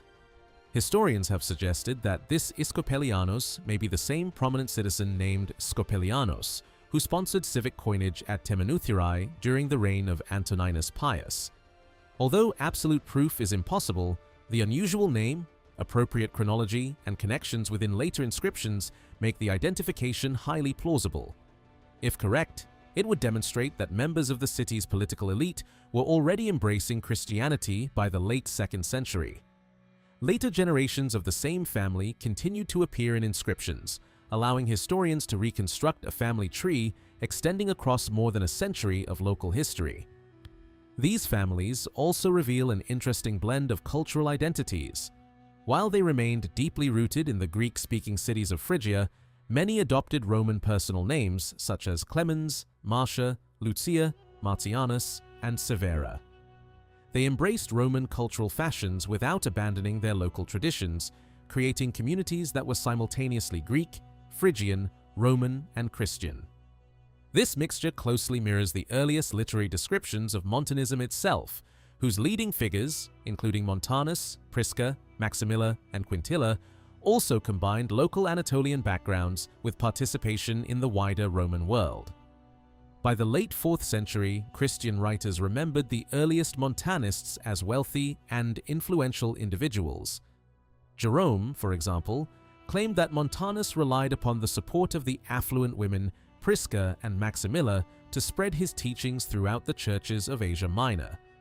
Another early critic, Apollonius, accused the movement's prophets of accepting gifts, wearing expensive clothing, adorning themselves with jewelry, lending money at interest, and living in a manner inconsistent with true prophetic humility. Although these accusations were written by opponents eager to discredit the movement, they indirectly reinforce what the archaeological evidence already suggests. The Christian community of Temenoutherae did not emerge among society's poorest members. Instead, it developed within prosperous families whose wealth allowed them to commission impressive monuments, support organized church communities, and play a significant role in one of early Christianity's most influential and controversial religious movements. One of the strongest criticisms directed against the earliest Montanists concerned their relationship with wealth. According to the church historian Eusebius, the movement did not simply proclaim a new prophecy, it also created an organized financial network. Montanus designated the small Phrygian settlements of Pepuza and Timion as the New Jerusalem and encouraged followers from across the region to gather there. To support this growing community, officials were appointed to collect financial contributions, donations were actively encouraged, and those who preached the movement's teachings even received regular financial support. Critics claimed that this organized system allowed the movement to spread through material incentives as much as through religious conviction. Whether these accusations were entirely fair remains uncertain, but they reveal that Montanism possessed considerable financial resources from its earliest years. The funerary inscriptions from Temenoutheri provide indirect support for this picture. Far from belonging to the poorest sections of society, the earliest Christians identified in these inscriptions appear to have been prosperous members of the provincial elite. Their expensive marble monuments, carefully carved inscriptions, and sophisticated artistic decoration all point towards substantial wealth. This evidence strengthens the claims made by ancient writers such as Jerome and Apollonius that the leading figures associated with early Montanism also came from affluent backgrounds. The movement was therefore not a spontaneous uprising of the impoverished or socially marginalized. Instead, it emerged within communities whose members possessed both economic resources and significant local influence. This social profile was not unique to Temenoutheri. Across Phrygia, archaeological evidence shows that Christian communities had become increasingly visible by the 3rd century. In cities such as Apamea and Eumenea, numerous Christian gravestones survive, many of them belonging to prosperous citizens and even members of local city councils. These monuments frequently include a distinctive funerary formula, warning that anyone violating the tomb will have to answer to God, a phrase widely recognized as characteristic of early Christian inscriptions in the region. Their impressive craftsmanship demonstrates that Christianity had already established deep roots among educated and influential sections of urban society rather than remaining confined to humble or isolated believers. Apamea offers an especially revealing example of how Christianity became integrated into civic identity. During the 3rd century, the city issued a remarkable series of coins depicting Noah's Ark, reflecting a local tradition that associated the biblical flood with the region around Apamea Kibotos. For many years, scholars believed these images reflected Jewish influence alone. More recent interpretations, however, suggest that Christians played an equally important role in promoting the story of Noah as part of the city's public identity. Since Jewish and Christian communities in Phrygia often maintained close relationships, it is entirely possible that both groups encouraged this interpretation together. Rather than isolating themselves from civic life, they successfully incorporated biblical history into the cultural traditions of a predominantly pagan city. A similar pattern appears at nearby Achaemenea, home to one of the largest Jewish populations in Roman Asia. Inscriptions record wealthy Jewish benefactors who financed synagogues, held civic offices, and commissioned elaborate funerary monuments comparable in quality to those erected by Christians at Temenoutheri. The similarities are striking. Both communities consisted largely of prosperous local families whose religious identity existed comfortably alongside participation in public life. Christianity and Judaism in central Phrygia therefore occupied similar social positions, sharing not only geographical proximity, but also comparable levels of wealth, education, and civic influence. Yet this evidence creates an intriguing historical paradox. The bishops Artemidoros and Diogas, together with the Christians commemorated in the Temenoutheri inscriptions, clearly belonged to the respectable urban elite. Their monuments projected confidence, prosperity, and complete integration into civic society. At almost exactly the same time, however, Montanus and his followers rejected that very world. Rather than remaining active members of prosperous provincial cities, they abandoned urban life to establish a new religious center at the remote settlements of Pepuza and Timion, proclaiming them to be the New Jerusalem. The contrast could hardly be greater. Two groups sharing similar economic backgrounds responded to Christianity in radically different ways. One embraced participation in Roman civic society, while the other deliberately withdrew from it in expectation of the approaching kingdom of God. This extraordinary decision can only be understood against the broader backdrop of Jewish and Christian history. The destruction of Jerusalem by the Romans in AD 70, followed by the crushing defeat of the Bar Kokhba revolt in AD 132 to 135, and the transformation of Jerusalem into the Roman colony of Aelia Capitolina, forced many believers to reconsider the future of God's chosen city. For communities scattered throughout the Eastern Mediterranean, the hope of a restored Jerusalem increasingly became a matter of prophecy rather than political reality. Within this atmosphere, the idea that God might establish a new Jerusalem somewhere else no longer seemed impossible. For the Montanists, that sacred place would be found not in Palestine, but deep within the hills of Phrygia. Their inspiration came directly from the Book of Revelation. The final chapters describe an angel measuring the heavenly Jerusalem before its descent from heaven, presenting a vision of a perfectly ordered divine city. Most Christians interpreted this prophecy symbolically, understanding the New Jerusalem as a spiritual reality awaiting the end of history. Montanus, together with the prophetesses Priscilla and Maximilla, chose a dramatically different approach. They believed the prophecy should be fulfilled literally. Instead of waiting passively for God's city to descend from heaven, they identified Pepuza as the place where the heavenly Jerusalem would appear and effectively attempted to map the prophetic vision onto the landscape of rural Phrygia. Their interpretation transformed biblical prophecy into a concrete geographical project unlike anything attempted elsewhere in early Christianity. Montanus also challenged another deeply rooted Christian assumption. Most believers held that divine revelation had ended with the apostles. Montanus insisted instead that the Holy Spirit continued to speak directly through living prophets. His followers claimed ongoing prophetic inspiration and believed themselves uniquely chosen to prepare humanity for the approaching end of the world.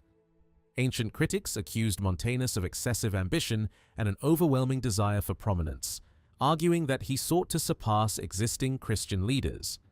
Whether motivated by genuine conviction or personal charisma, his movement reflected the intensely competitive atmosphere that characterized both civic politics and religious life throughout the cities of Roman Asia Minor.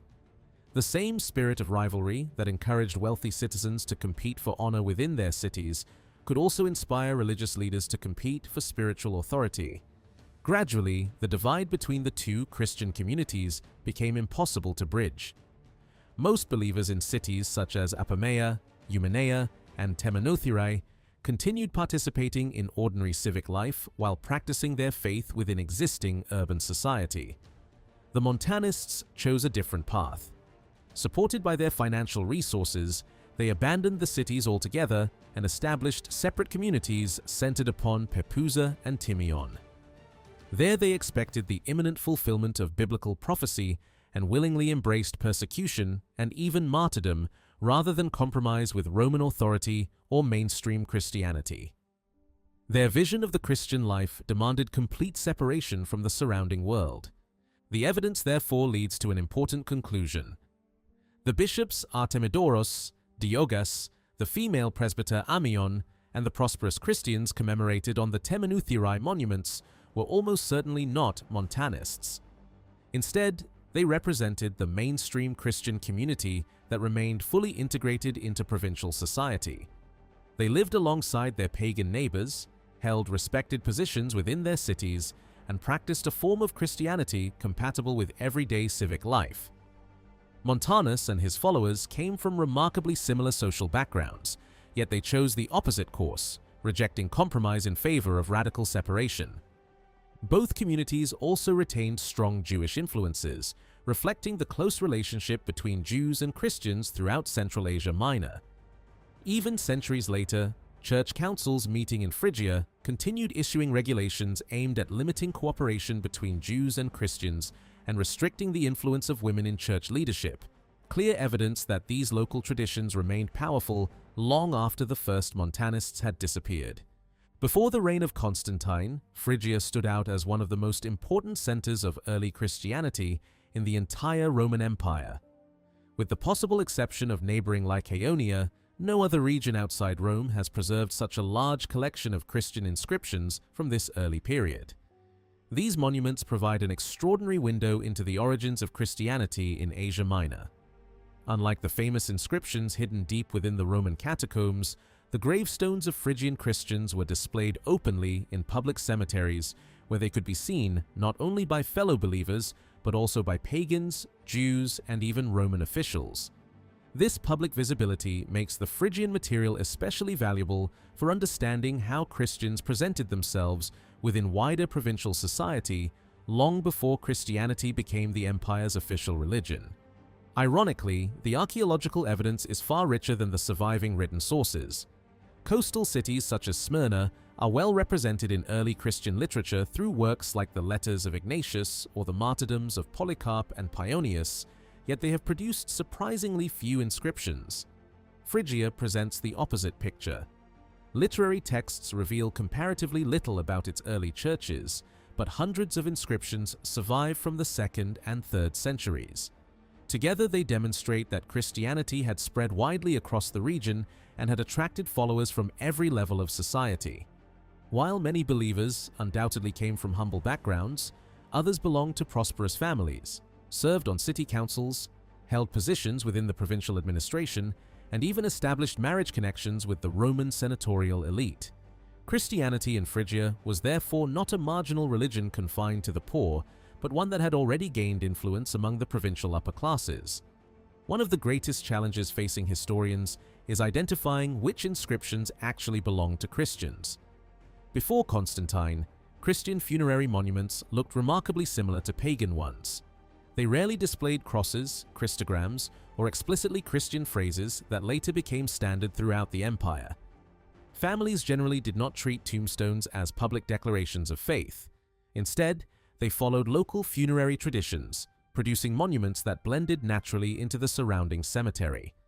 As a result, many Christian epitaphs have probably remained unidentified for centuries. Historians therefore rely upon subtle clues rather than obvious symbols.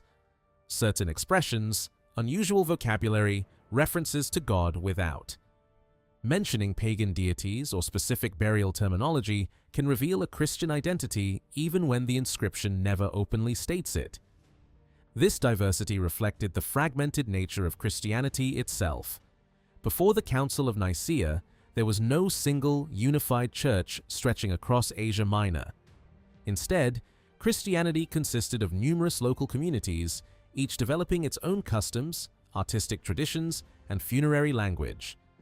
Phrygia's broader social structure encouraged this pattern. Communities were relatively small, geographically separated, and strongly attached to local traditions. Christian congregations naturally adopted the same local character. Rather than producing one uniform style of Christian monument, different regions developed distinctive ways of expressing their faith. What united them was Christianity itself. How they displayed that identity often depended upon local custom. Archaeological discoveries reveal several clearly identifiable regional traditions. Some of the earliest Christian monuments come from Cadoi, where 2nd century gravestones display circular objects engraved with crosses and clusters of grapes ending in cross-shaped stems. Nearby communities continued using similar cross in circle and cross in wreath motifs for generations. Around Temenuthere, wealthy Christians commissioned elaborate marble doorstones decorated with crosses enclosed by wreaths, while the farming communities of the upper Tembris Valley openly identified themselves as Christians for Christians in their epitaphs. In southern Phrygia, another prosperous Christian community adopted a distinctive warning at the end of many tomb inscriptions. Anyone violating the grave will have to answer to God, a phrase now known as the Eumenian formula.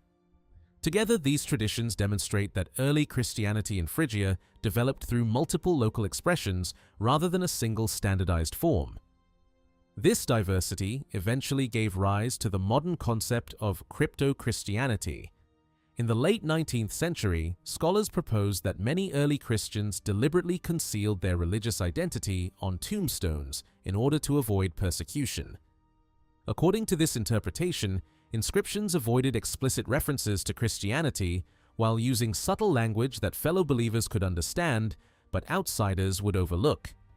Since Asia Minor experienced some of the earliest and largest Christian conversions before the reign of Diocletian, historians believe that such hidden messages would be especially common in Phrygia. The idea proved enormously influential and shaped scholarly thinking for decades.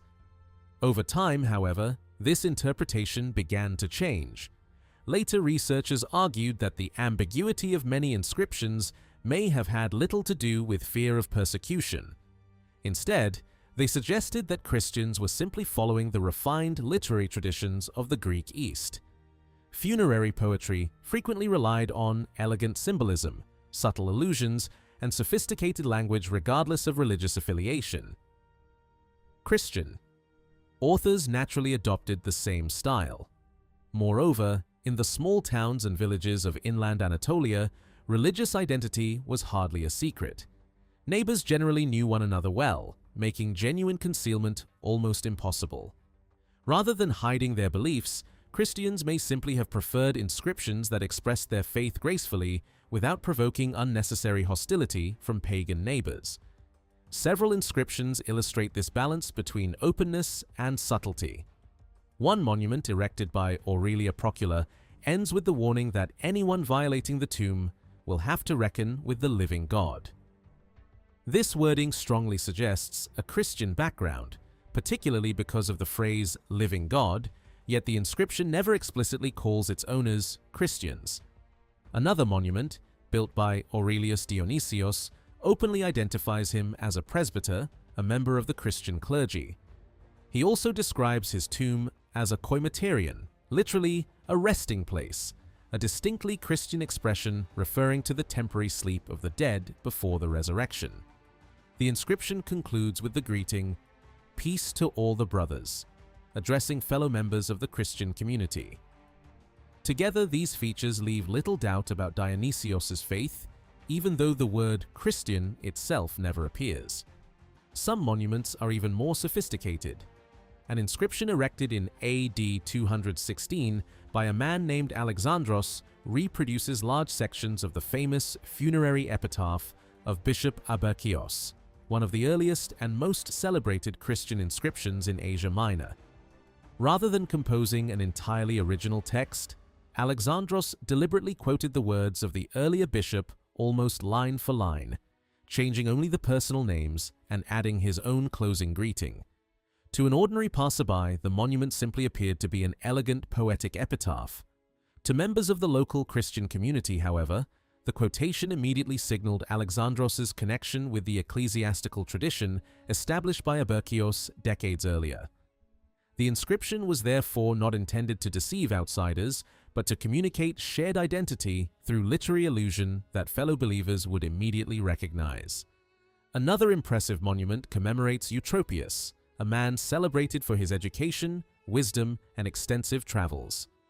His tomb belongs to a series of finely carved funerary altars produced by a workshop at nearby Akmonaia during the early 3rd century. Decorated with carved scrolls, writing instruments, and other symbols of learning, the monument emphasizes classical education as much as religious belief. Even if Eutropius was a Christian, his family chose to present him first as a cultivated gentleman admired for his intellectual achievements. This reflects one of the defining characteristics of early Phrygian Christianity. Believers rarely rejected classical culture. Instead, they integrated Christian faith into the existing social and cultural traditions of the Greek-speaking Roman world. One inscription from the Phrygian Pentapolis offers a fascinating glimpse into how difficult it can be to identify a Christian simply by reading a funerary text. The monument commemorates a man named Eutropius, whose epitaph praises his education, achievements, and personal character without ever making an explicit declaration of faith. At first glance, the inscription appears entirely conventional, yet a closer reading reveals a series of subtle expressions that may point toward a Christian identity. Rather than openly proclaiming religious beliefs, the text blends familiar Greco-Roman literary language with phrases that carried special meaning within Christian communities. This combination perfectly illustrates why historians have debated the nature of so-called crypto-Christian inscriptions for more than a century. The inscription begins by describing Eutropius as a man who possessed great wisdom and received exceptional honors from what is called a senatorial family. The precise meaning of this phrase remains uncertain. It probably does not refer to the Roman Senate itself, nor is it likely to describe a local city council. Instead, many historians believe that Eutropius may once have served within the household of an influential senatorial family, perhaps as a trusted slave or estate manager. After years of loyal service, he may have been granted his freedom before eventually returning to his native Phrygian homeland. This interpretation would explain why the inscription emphasizes both the honors he received and the trustworthiness for which he became known. In Roman society, loyalty and reliability were qualities frequently praised in the epitaphs of faithful slaves, household administrators, and freedmen. His long journeys and hardships may therefore allude to years spent serving a powerful aristocratic household somewhere far from home before finally returning to Phrygia as a free man. The most intriguing part of the inscription, however, concerns Eutropius's religious beliefs. It states that at the end of his life he found rest because he had longed for a listening God. At first sight, this expression seems entirely pagan. Throughout the Greek-speaking world, many different gods, including Zeus, Artemis, Asclepius, Hygeia, and Theos Hypsistos, were praised as deities who listened to the prayers of their worshippers. Numerous dedicatory inscriptions describe these gods as attentive listeners who responded to human petitions. If considered in isolation, the phrase could easily be interpreted within the framework of traditional Greco-Roman religion. Yet another expression changes the picture considerably. The inscription says that Eutropius longed for this listening God. The Greek verb used here carries particularly strong associations with Jewish and Christian literature. In the Greek translation of the Old Testament, believers repeatedly describe their souls as longing for God, while the Psalms frequently combine humanity's longing with God's willingness to hear and answer faithful prayers. Similar language appears throughout biblical passages, where worshippers wait patiently for God to hear their cries or thirst for His presence, like a deer searching for water. The pairing of these two ideas, a God who listens and a believer who longs for Him, closely resembles biblical language in a way that would have been immediately familiar to many early Christians.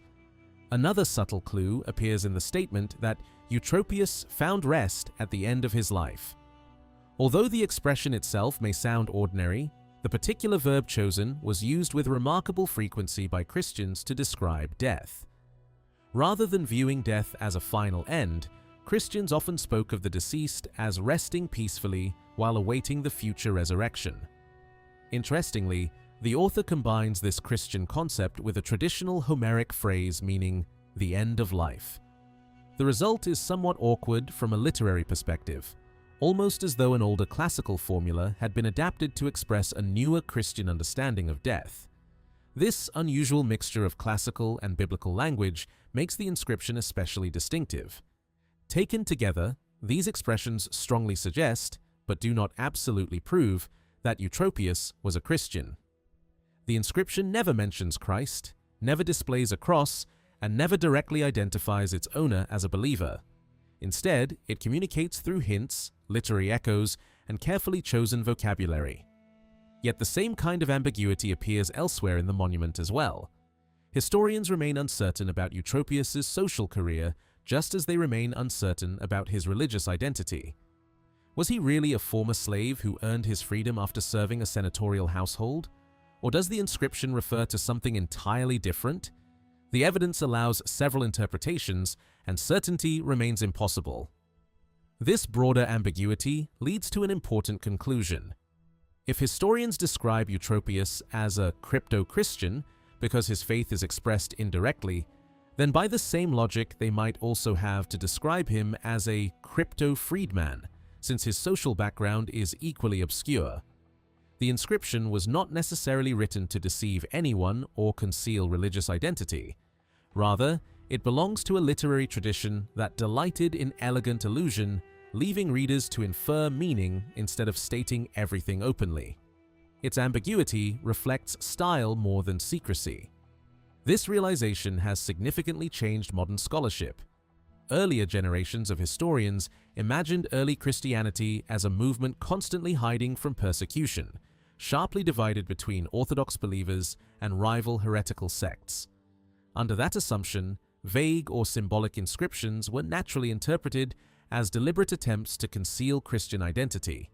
Today, however, most historians view that picture as too simplistic. They recognize that Christians, pagans, and Jews often lived peacefully alongside one another in many parts of Asia Minor, especially during the 3rd century.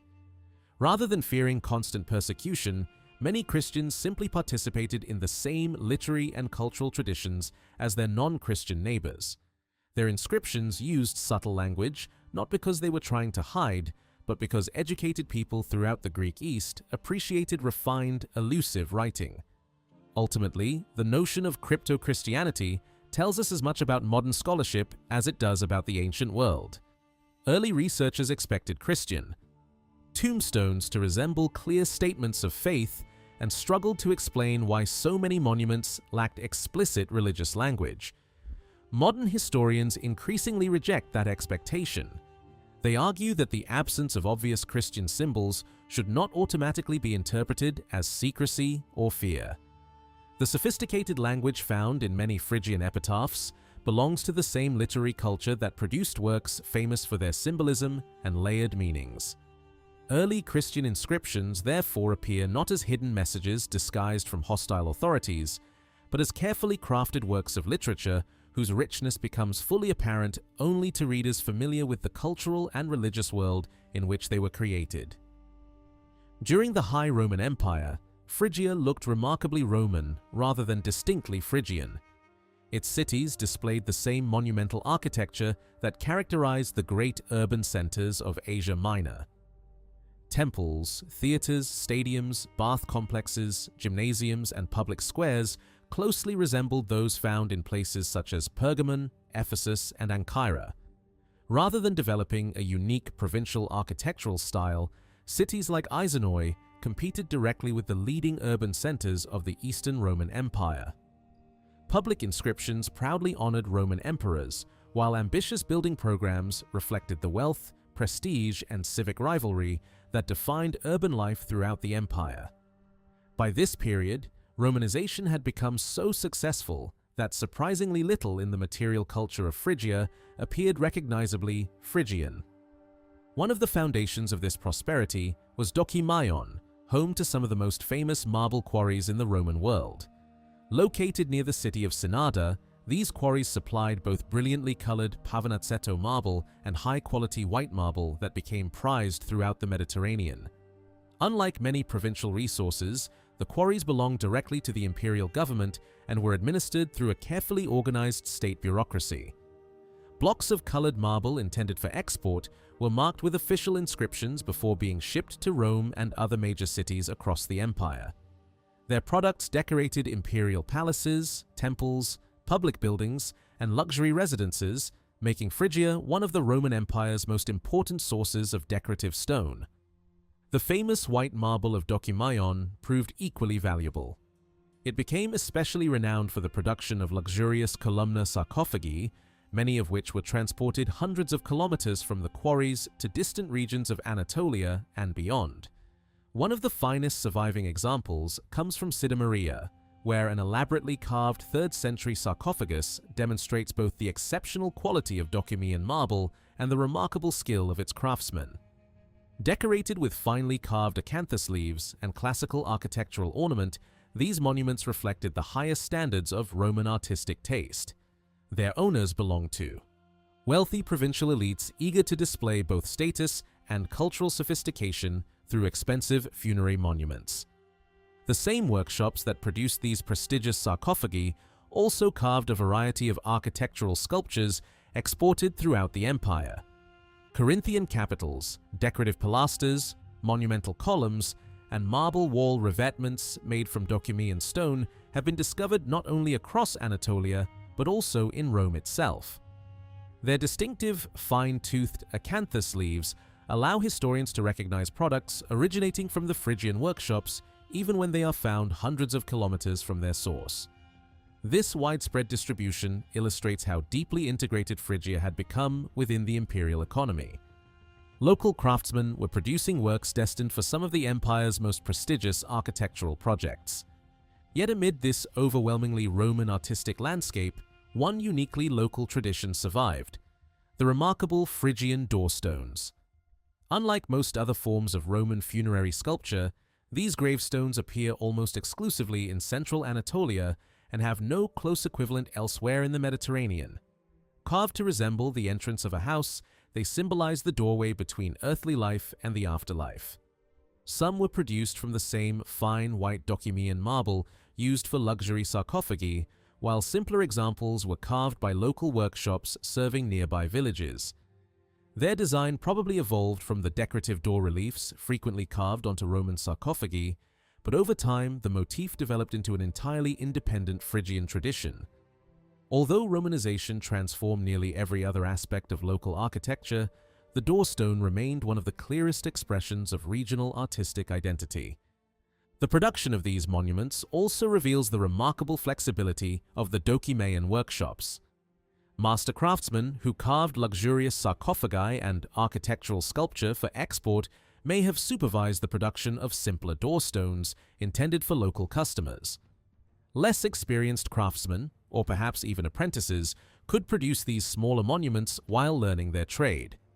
As a result, the same quarry system simultaneously supplied prestigious works for the wider Roman Empire and distinctly local monuments that reflected Phrygia's own funerary traditions. During the late Roman period, however, this prosperous urban world began to change dramatically.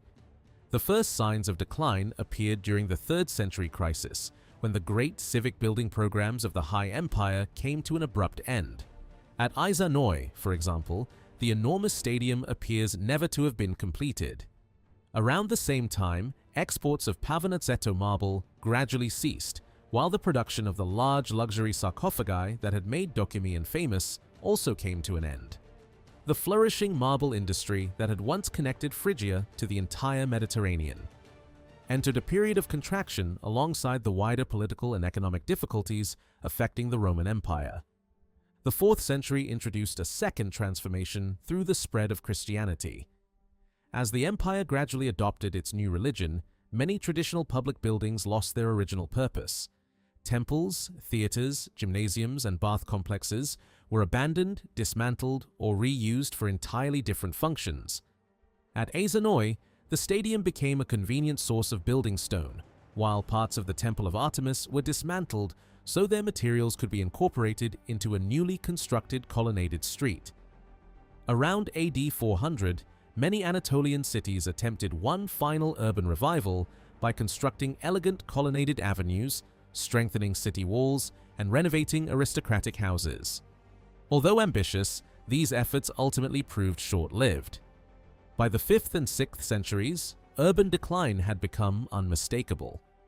Grand colonnaded streets were gradually subdivided into small workshops, blacksmiths occupied former public spaces, aristocratic residences were partitioned into smaller buildings, and monumental city walls lost much of their defensive function.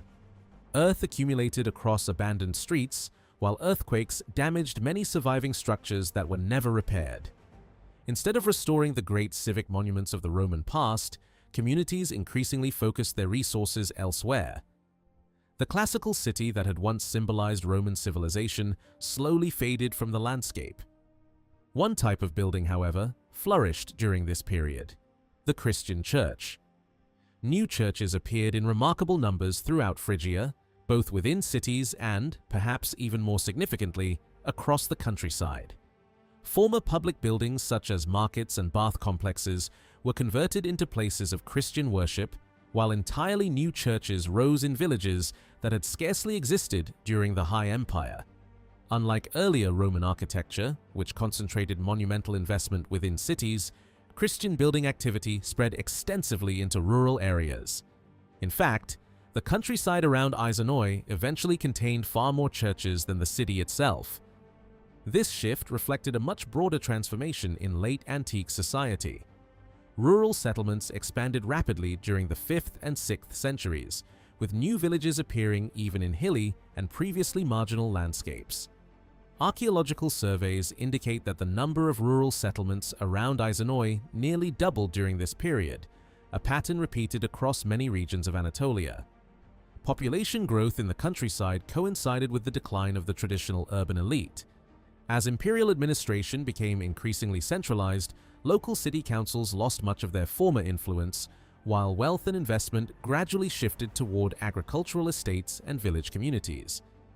Rather than marking a simple collapse, late antiquity witnessed a profound redistribution of economic and social power, from the monumental cities of the Roman Empire to the increasingly prosperous countryside that would shape the Byzantine world for centuries to come. During the 5th and 6th centuries, Christian architecture in Asia Minor began to develop strong regional identities.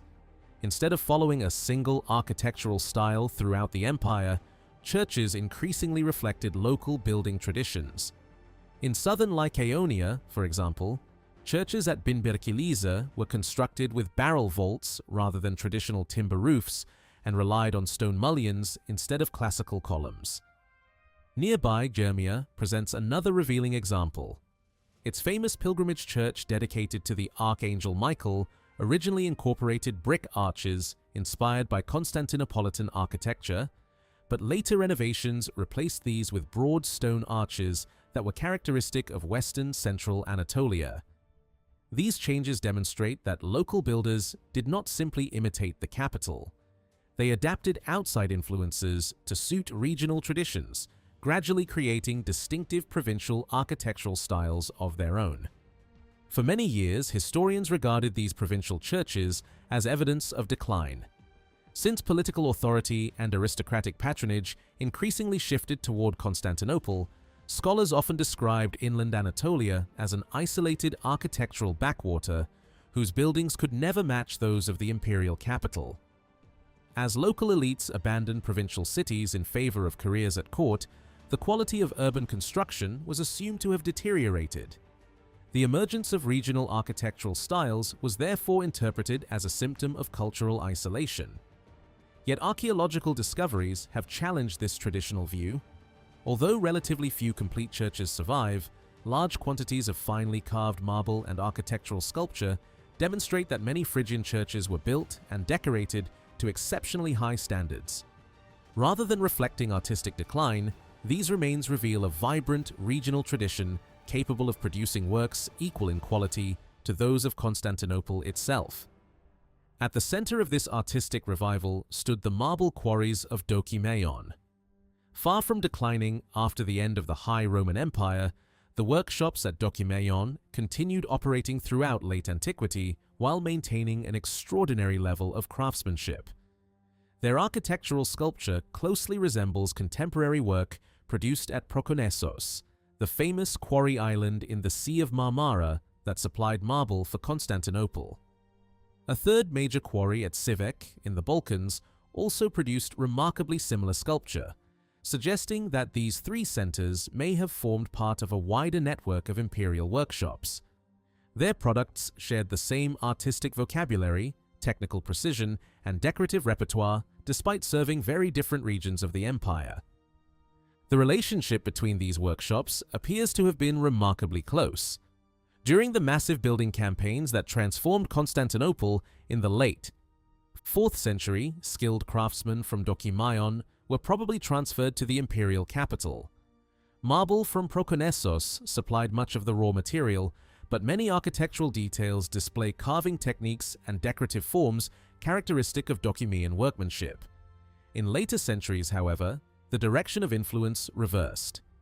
From the 5th century onward, Constantinople became the leading center of artistic innovation, while the workshops of Dokimaion rapidly adopted the newest architectural fashions developed in the capital.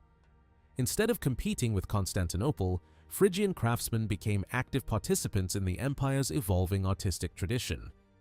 One of the clearest examples of this exchange is the development of the elegant Theodosian column capital.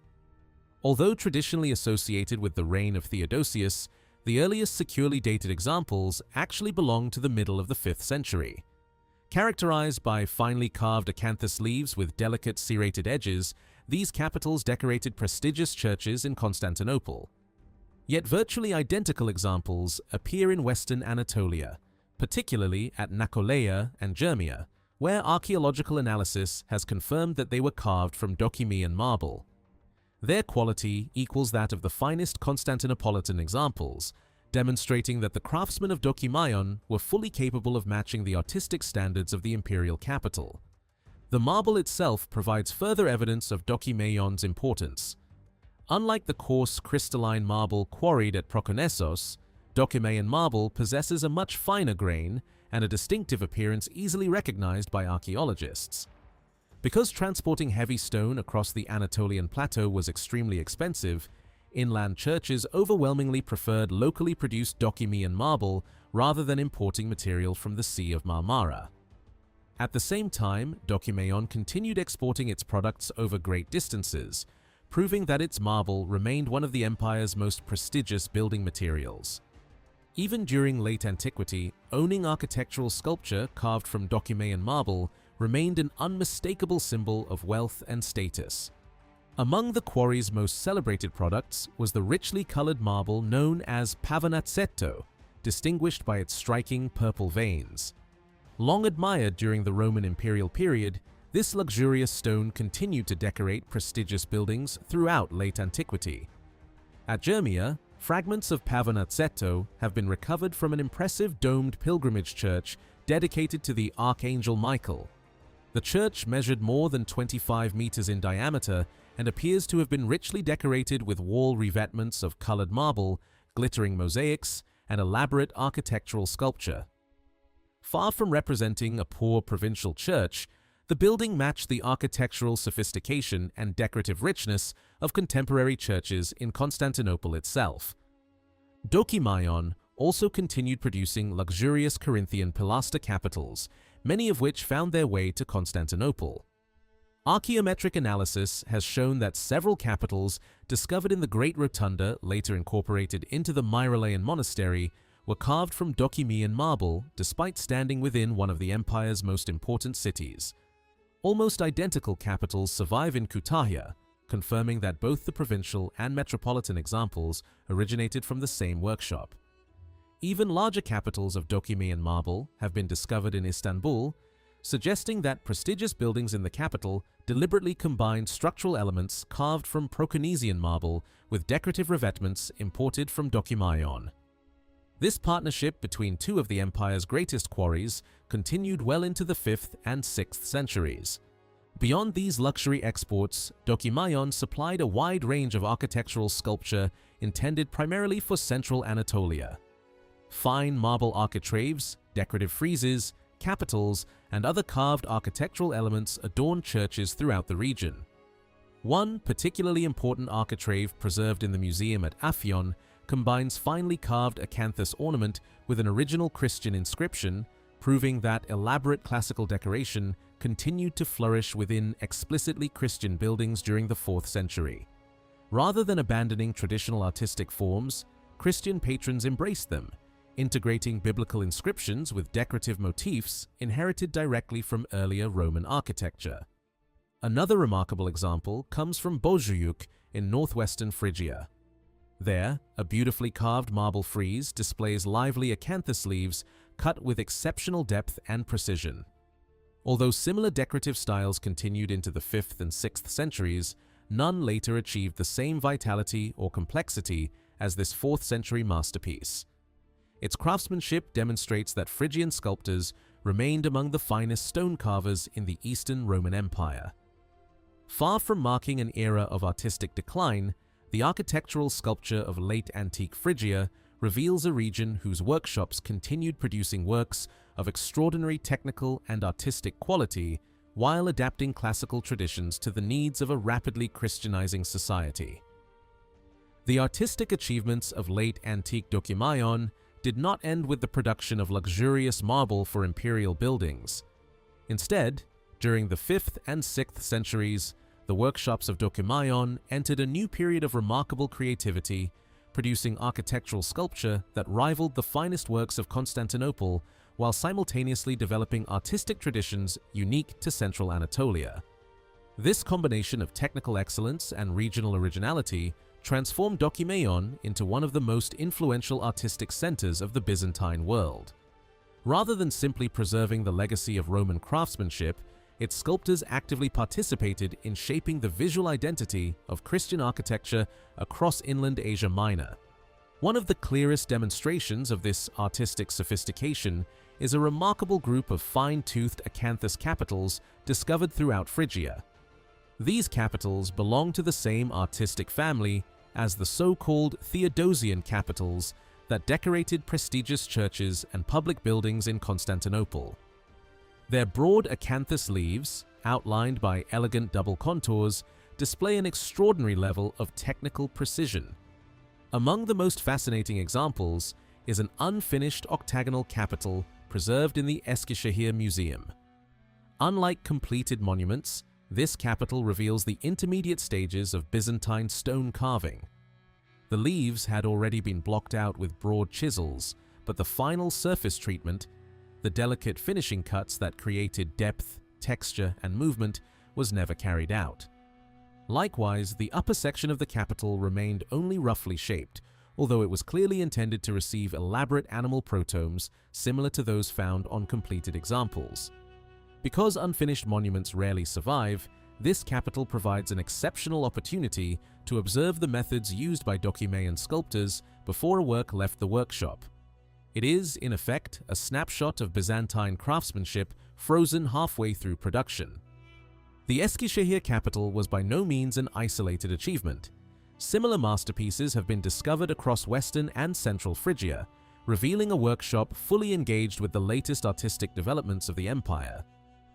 A capital from Alabe in the upper Tembris Valley closely resembles the magnificent capitals decorating the outer gate of Constantinople's celebrated Golden Gate, one of the city's most monumental ceremonial entrances.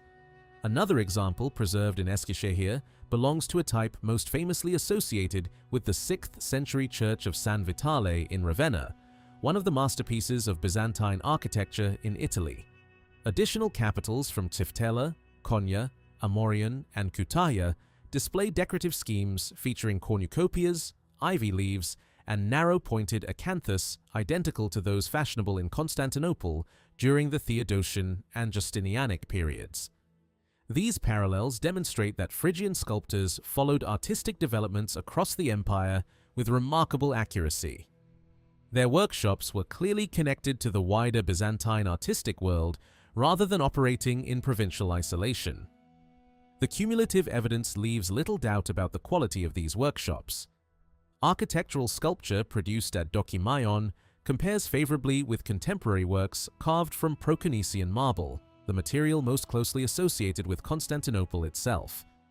Throughout late antiquity, Dökümayon continued supplying churches and public buildings across central Anatolia with capitals, pilasters, cornices, and decorative architectural elements of exceptional refinement.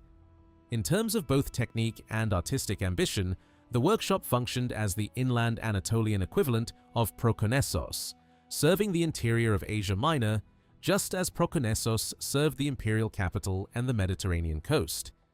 Far from declining after the end of the Roman Empire's classical age, Dökümayon entered a flourishing new phase as one of the principal artistic centers of Byzantine Anatolia. Yet, while architectural sculpture increasingly reflected the artistic language of Constantinople, the liturgical furnishings used inside Phrygian churches developed a strikingly independent regional identity.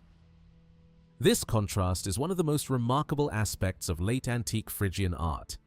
The craftsmen of Dökümayon were fully capable of reproducing Constantinopolitan designs, as their capitals clearly demonstrate, but they deliberately chose a different approach when creating the furnishings used in Christian worship.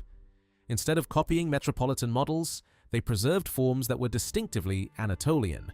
As a result, the churches of central Phrygia possessed interiors unlike those found elsewhere in the Byzantine Empire. Among the most distinctive elements of these interiors were the beautifully carved templon screens. the architectural barriers separating the sanctuary from the congregation. 4 especially important examples survive from Oluklu, Kütahya, and Dodurga. The earliest examples are masterpieces of stone carving. Deeply cut, fine-toothed acanthus leaves rise in elaborate candelabrum-like compositions whose complexity has virtually no parallel in 5th and 6th century sculpture elsewhere. The extraordinary depth of the relief, the elegant rhythm of the foliage, and the sophisticated overall composition all point toward a date around the middle of the 4th century. These screens therefore belong to the earliest phase of monumental Christian architecture in inland Anatolia. Later examples gradually adopted shallower carving, heavier proportions, and simpler ornament, illustrating the gradual stylistic evolution of Byzantine sculpture over the following centuries. Dokimean marble templon posts represented exceptional luxury. Only a handful survive today, yet their influence spread across much of Phrygia. One magnificent example from Kütahya is almost perfectly duplicated by another discovered at Çukurhisar, strongly suggesting that both originated from the same workshop or followed the same master design.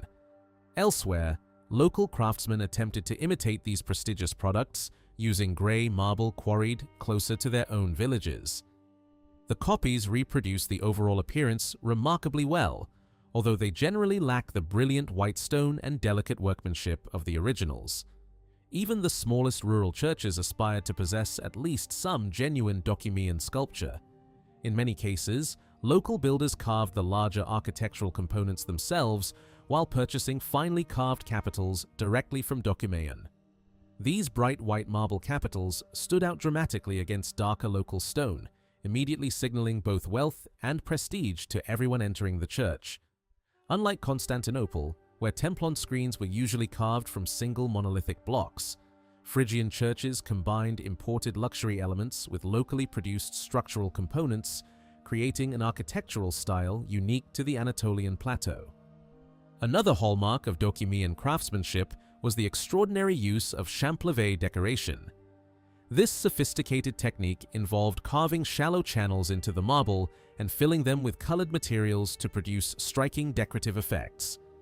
Several surviving examples illustrate the remarkable skill required to execute this work. A beautifully decorated ciborium, once standing above the altar of a rural church, combines elegant relief carving with intricate floral ornament and birds. Nearby, an elaborately carved slab flanking the staircase of an ambo employs the same decorative technique with equal sophistication. These works demonstrate that Dokimean sculptors were not merely excellent stonecutters, but masters of highly specialized decorative techniques rarely practiced elsewhere in the Byzantine world. Indeed, champlevé decoration became so closely associated with Dokimean that it effectively functioned as the workshop's signature, immediately identifying its products wherever they were found. The ambo, the raised platform from which scripture was proclaimed during Christian services, became another area in which Dokimean established an influential regional tradition. A remarkable ambo slab preserved in the Kütahya Museum originally featured both elaborate champlevé decoration and finely carved openwork. This openwork was not created merely for visual effect. It served a practical architectural purpose by acting as a protective railing above the staircase leading to the reading platform. The lower part of the slab concealed the stairs, while the upper, perforated section functioned as a banister. This practical solution produced a characteristic design consisting of a triangular lower section beneath a parallelogram-shaped upper panel. Over time, this arrangement became the standard form for ambos throughout central Anatolia. Even when later workshops abandoned the elaborate openwork itself, they continued copying the same triangular and parallelogram layout, despite its no longer serving any structural purpose. The design had become an artistic convention in its own right. This remarkable continuity demonstrates the profound influence of Dokimean upon later generations of Byzantine stonecutters. The influence of Dokimean therefore extended far beyond its own immediate surroundings. Its workshops trained generations of craftsmen, introduced decorative techniques copied across inland Anatolia, established architectural forms that remained standard for centuries, and supplied luxury marble sculpture to churches both large and small. While Constantinople undoubtedly served as the artistic heart of the Byzantine Empire, Dokimian functioned as the great creative center of the Anatolian interior. Its sculptors successfully balanced two seemingly opposite goals. They mastered the latest metropolitan fashions while simultaneously preserving distinctive regional traditions that never became common elsewhere. Ultimately, the surviving architectural sculpture demonstrates that late antique Phrygia was anything but a declining provincial backwater. Instead, it remained one of the empire's most vibrant artistic regions.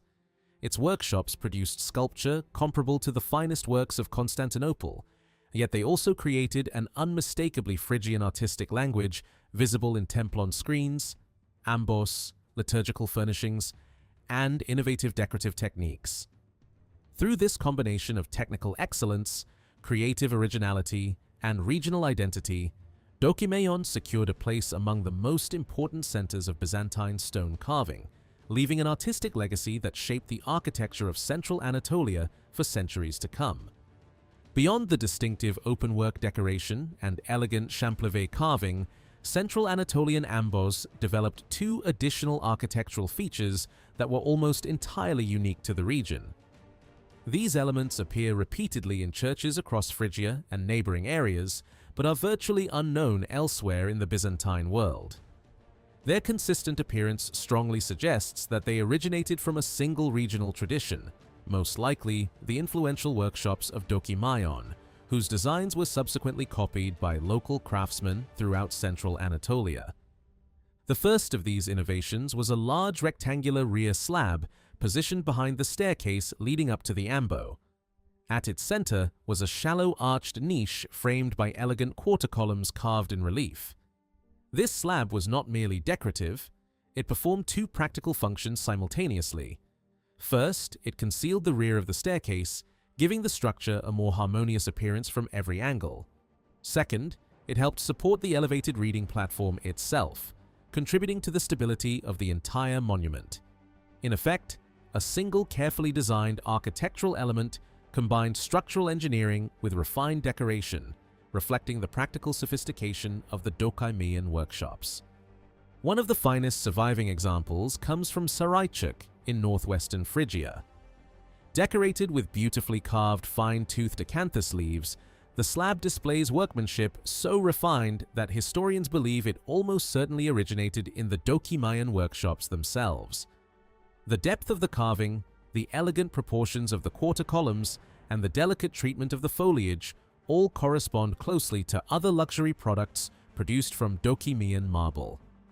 This monument therefore represents the highest level of provincial craftsmanship and probably served as the model from which many simpler regional copies were derived. As the design spread across central Anatolia, local craftsmen adapted it using less expensive materials and simpler carving techniques. Comparable rear slabs have been discovered in Kütahya, Sivrihisar, and Eskişehir, where the overall architectural arrangement remained remarkably consistent despite differences in artistic quality. These provincial examples lack the extraordinary refinement of the Saraichuk specimen, yet they clearly follow the same original concept. The repetition of identical structural solutions across such a wide geographical area demonstrates how influential Dokimaion had become. Even relatively small village workshops continued to reproduce. Its characteristic designs, creating a recognizable regional architectural language shared by churches throughout inland Anatolia. Equally significant is the fact that this distinctive rear slab appears to have been entirely absent from churches outside central Anatolia. Neither Constantinople nor the great churches along the Mediterranean coast employed this particular architectural solution. Byzantine amboss elsewhere were constructed differently, without the characteristic rear slab featuring its central niche and flanking quarter columns. This striking geographical limitation suggests that the design was not simply a practical improvement adopted universally throughout the empire. Instead, it represented a conscious regional preference, one of several features that gave Phrygian church interiors their own unmistakable identity. A second uniquely Anatolian innovation can be seen on the corners of the ambo platform itself. At each of the platform's four corners, craftsmen carved projecting rounded blocks containing carefully cut grooves. These grooves were designed to receive the marble slabs that flanked the staircase on either side, securely locking the different parts of the structure together. Although seemingly a small architectural detail, this ingenious solution reflects sophisticated planning. Rather than relying solely on mortar or simple joints, the builders created an integrated system in which every element fitted precisely into the next, producing a remarkably stable structure while also giving the platform its characteristic appearance. Excellent examples of this design survive at Hachibekir, within the territory of Izanoy, and at Said Ghazi. In both churches, the projecting corner blocks remain clearly visible, preserving the distinctive construction method introduced by the regional workshops. Although each monument differs slightly in decorative details, the structural concept remains identical. Such consistency strongly suggests that these churches were following an established architectural tradition rather than developing their designs independently. The repeated appearance of these projecting corners across multiple sites indicates the existence of a widely recognized regional model that local workshops faithfully reproduced generation after generation. These recurring features reveal something important about the organization of artistic production in late antique Phrygia. Numerous local workshops undoubtedly operated throughout the region, each employing its own craftsmen and producing monuments for nearby churches. Yet despite their independence, they all adhered to the same fundamental architectural vocabulary established by Dokimayon. Their shared use of rear slabs with central niches, projecting corner supports, openwork ambos, and characteristic champlevé decoration demonstrates the remarkable authority exercised by the Dokimayon workshops. Rather than simply selling finished products, they effectively established the design standards that shaped church architecture across the western Anatolian plateau. This influence becomes even more striking when compared with the marble products exported beyond Anatolia. Throughout late antiquity, Dokimayon continued shipping prestigious Pavonazzetto marble and finely carved pilaster capitals to Constantinople and other parts of the Mediterranean. These exports testify to the enduring international reputation of Phrygian marble. Even in the Byzantine period, buildings in the imperial capital continued to incorporate Dokimayon stone, recognizing both its exceptional quality and the remarkable skill of its craftsmen. At the same time, the same workshops supplied central Anatolia with architectural sculpture fully equal in quality to that found in Constantinople itself. In many respects, Dokimayon functioned as the regional equivalent of Prokonnesos, serving inland Anatolia just as the great marble quarries of the Sea of Marmara supplied the imperial capital. The contrast between exported architectural sculpture and locally produced liturgical furniture is particularly revealing. Capitals, pilasters, and decorative architectural elements followed artistic fashions shared throughout the Byzantine Empire and could easily be installed in churches from Constantinople to the eastern Mediterranean. Liturgical furniture, however, tells a completely different story. The ambos, templon screens, rear slabs, and champlevé decorations produced by Dokimayon deliberately departed from metropolitan conventions. These differences had no practical effect on the celebration of Christian worship. The liturgy itself remained the same. The distinctions were purely artistic and formal, reflecting conscious aesthetic choices rather than functional necessity. This observation carries important historical implications. The craftsmen of Dokimayon clearly understood the artistic language of Constantinople and were perfectly capable of reproducing it whenever required. Their exported capitals prove this beyond doubt.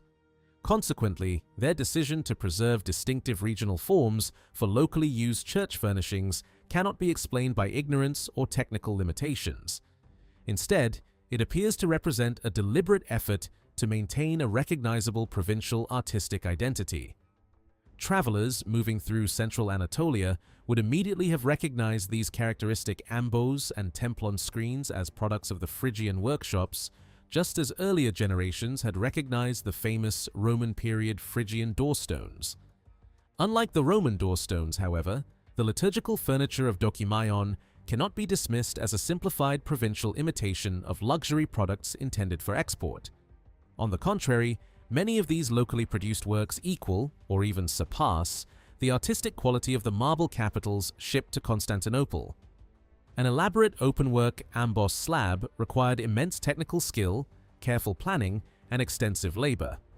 In both size and craftsmanship, such monuments rank among the finest creations of the Dokimayan workshops. They represent an entirely separate line of production devoted specifically to the churches of inland Anatolia rather than to international export markets. Indeed, by late antiquity, the economic orientation of Dokimayon had undergone a profound transformation.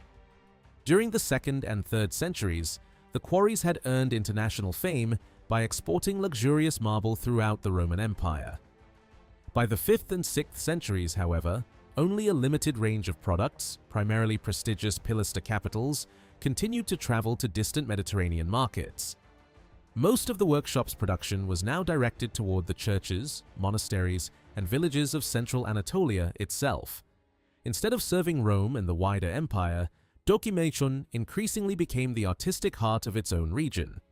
Its craftsmen supplied the rapidly expanding Christian communities of inland Asia Minor with architectural sculpture, liturgical furnishings, and decorative stonework of extraordinary quality, helping to shape a distinctive regional artistic tradition that endured throughout the Byzantine period.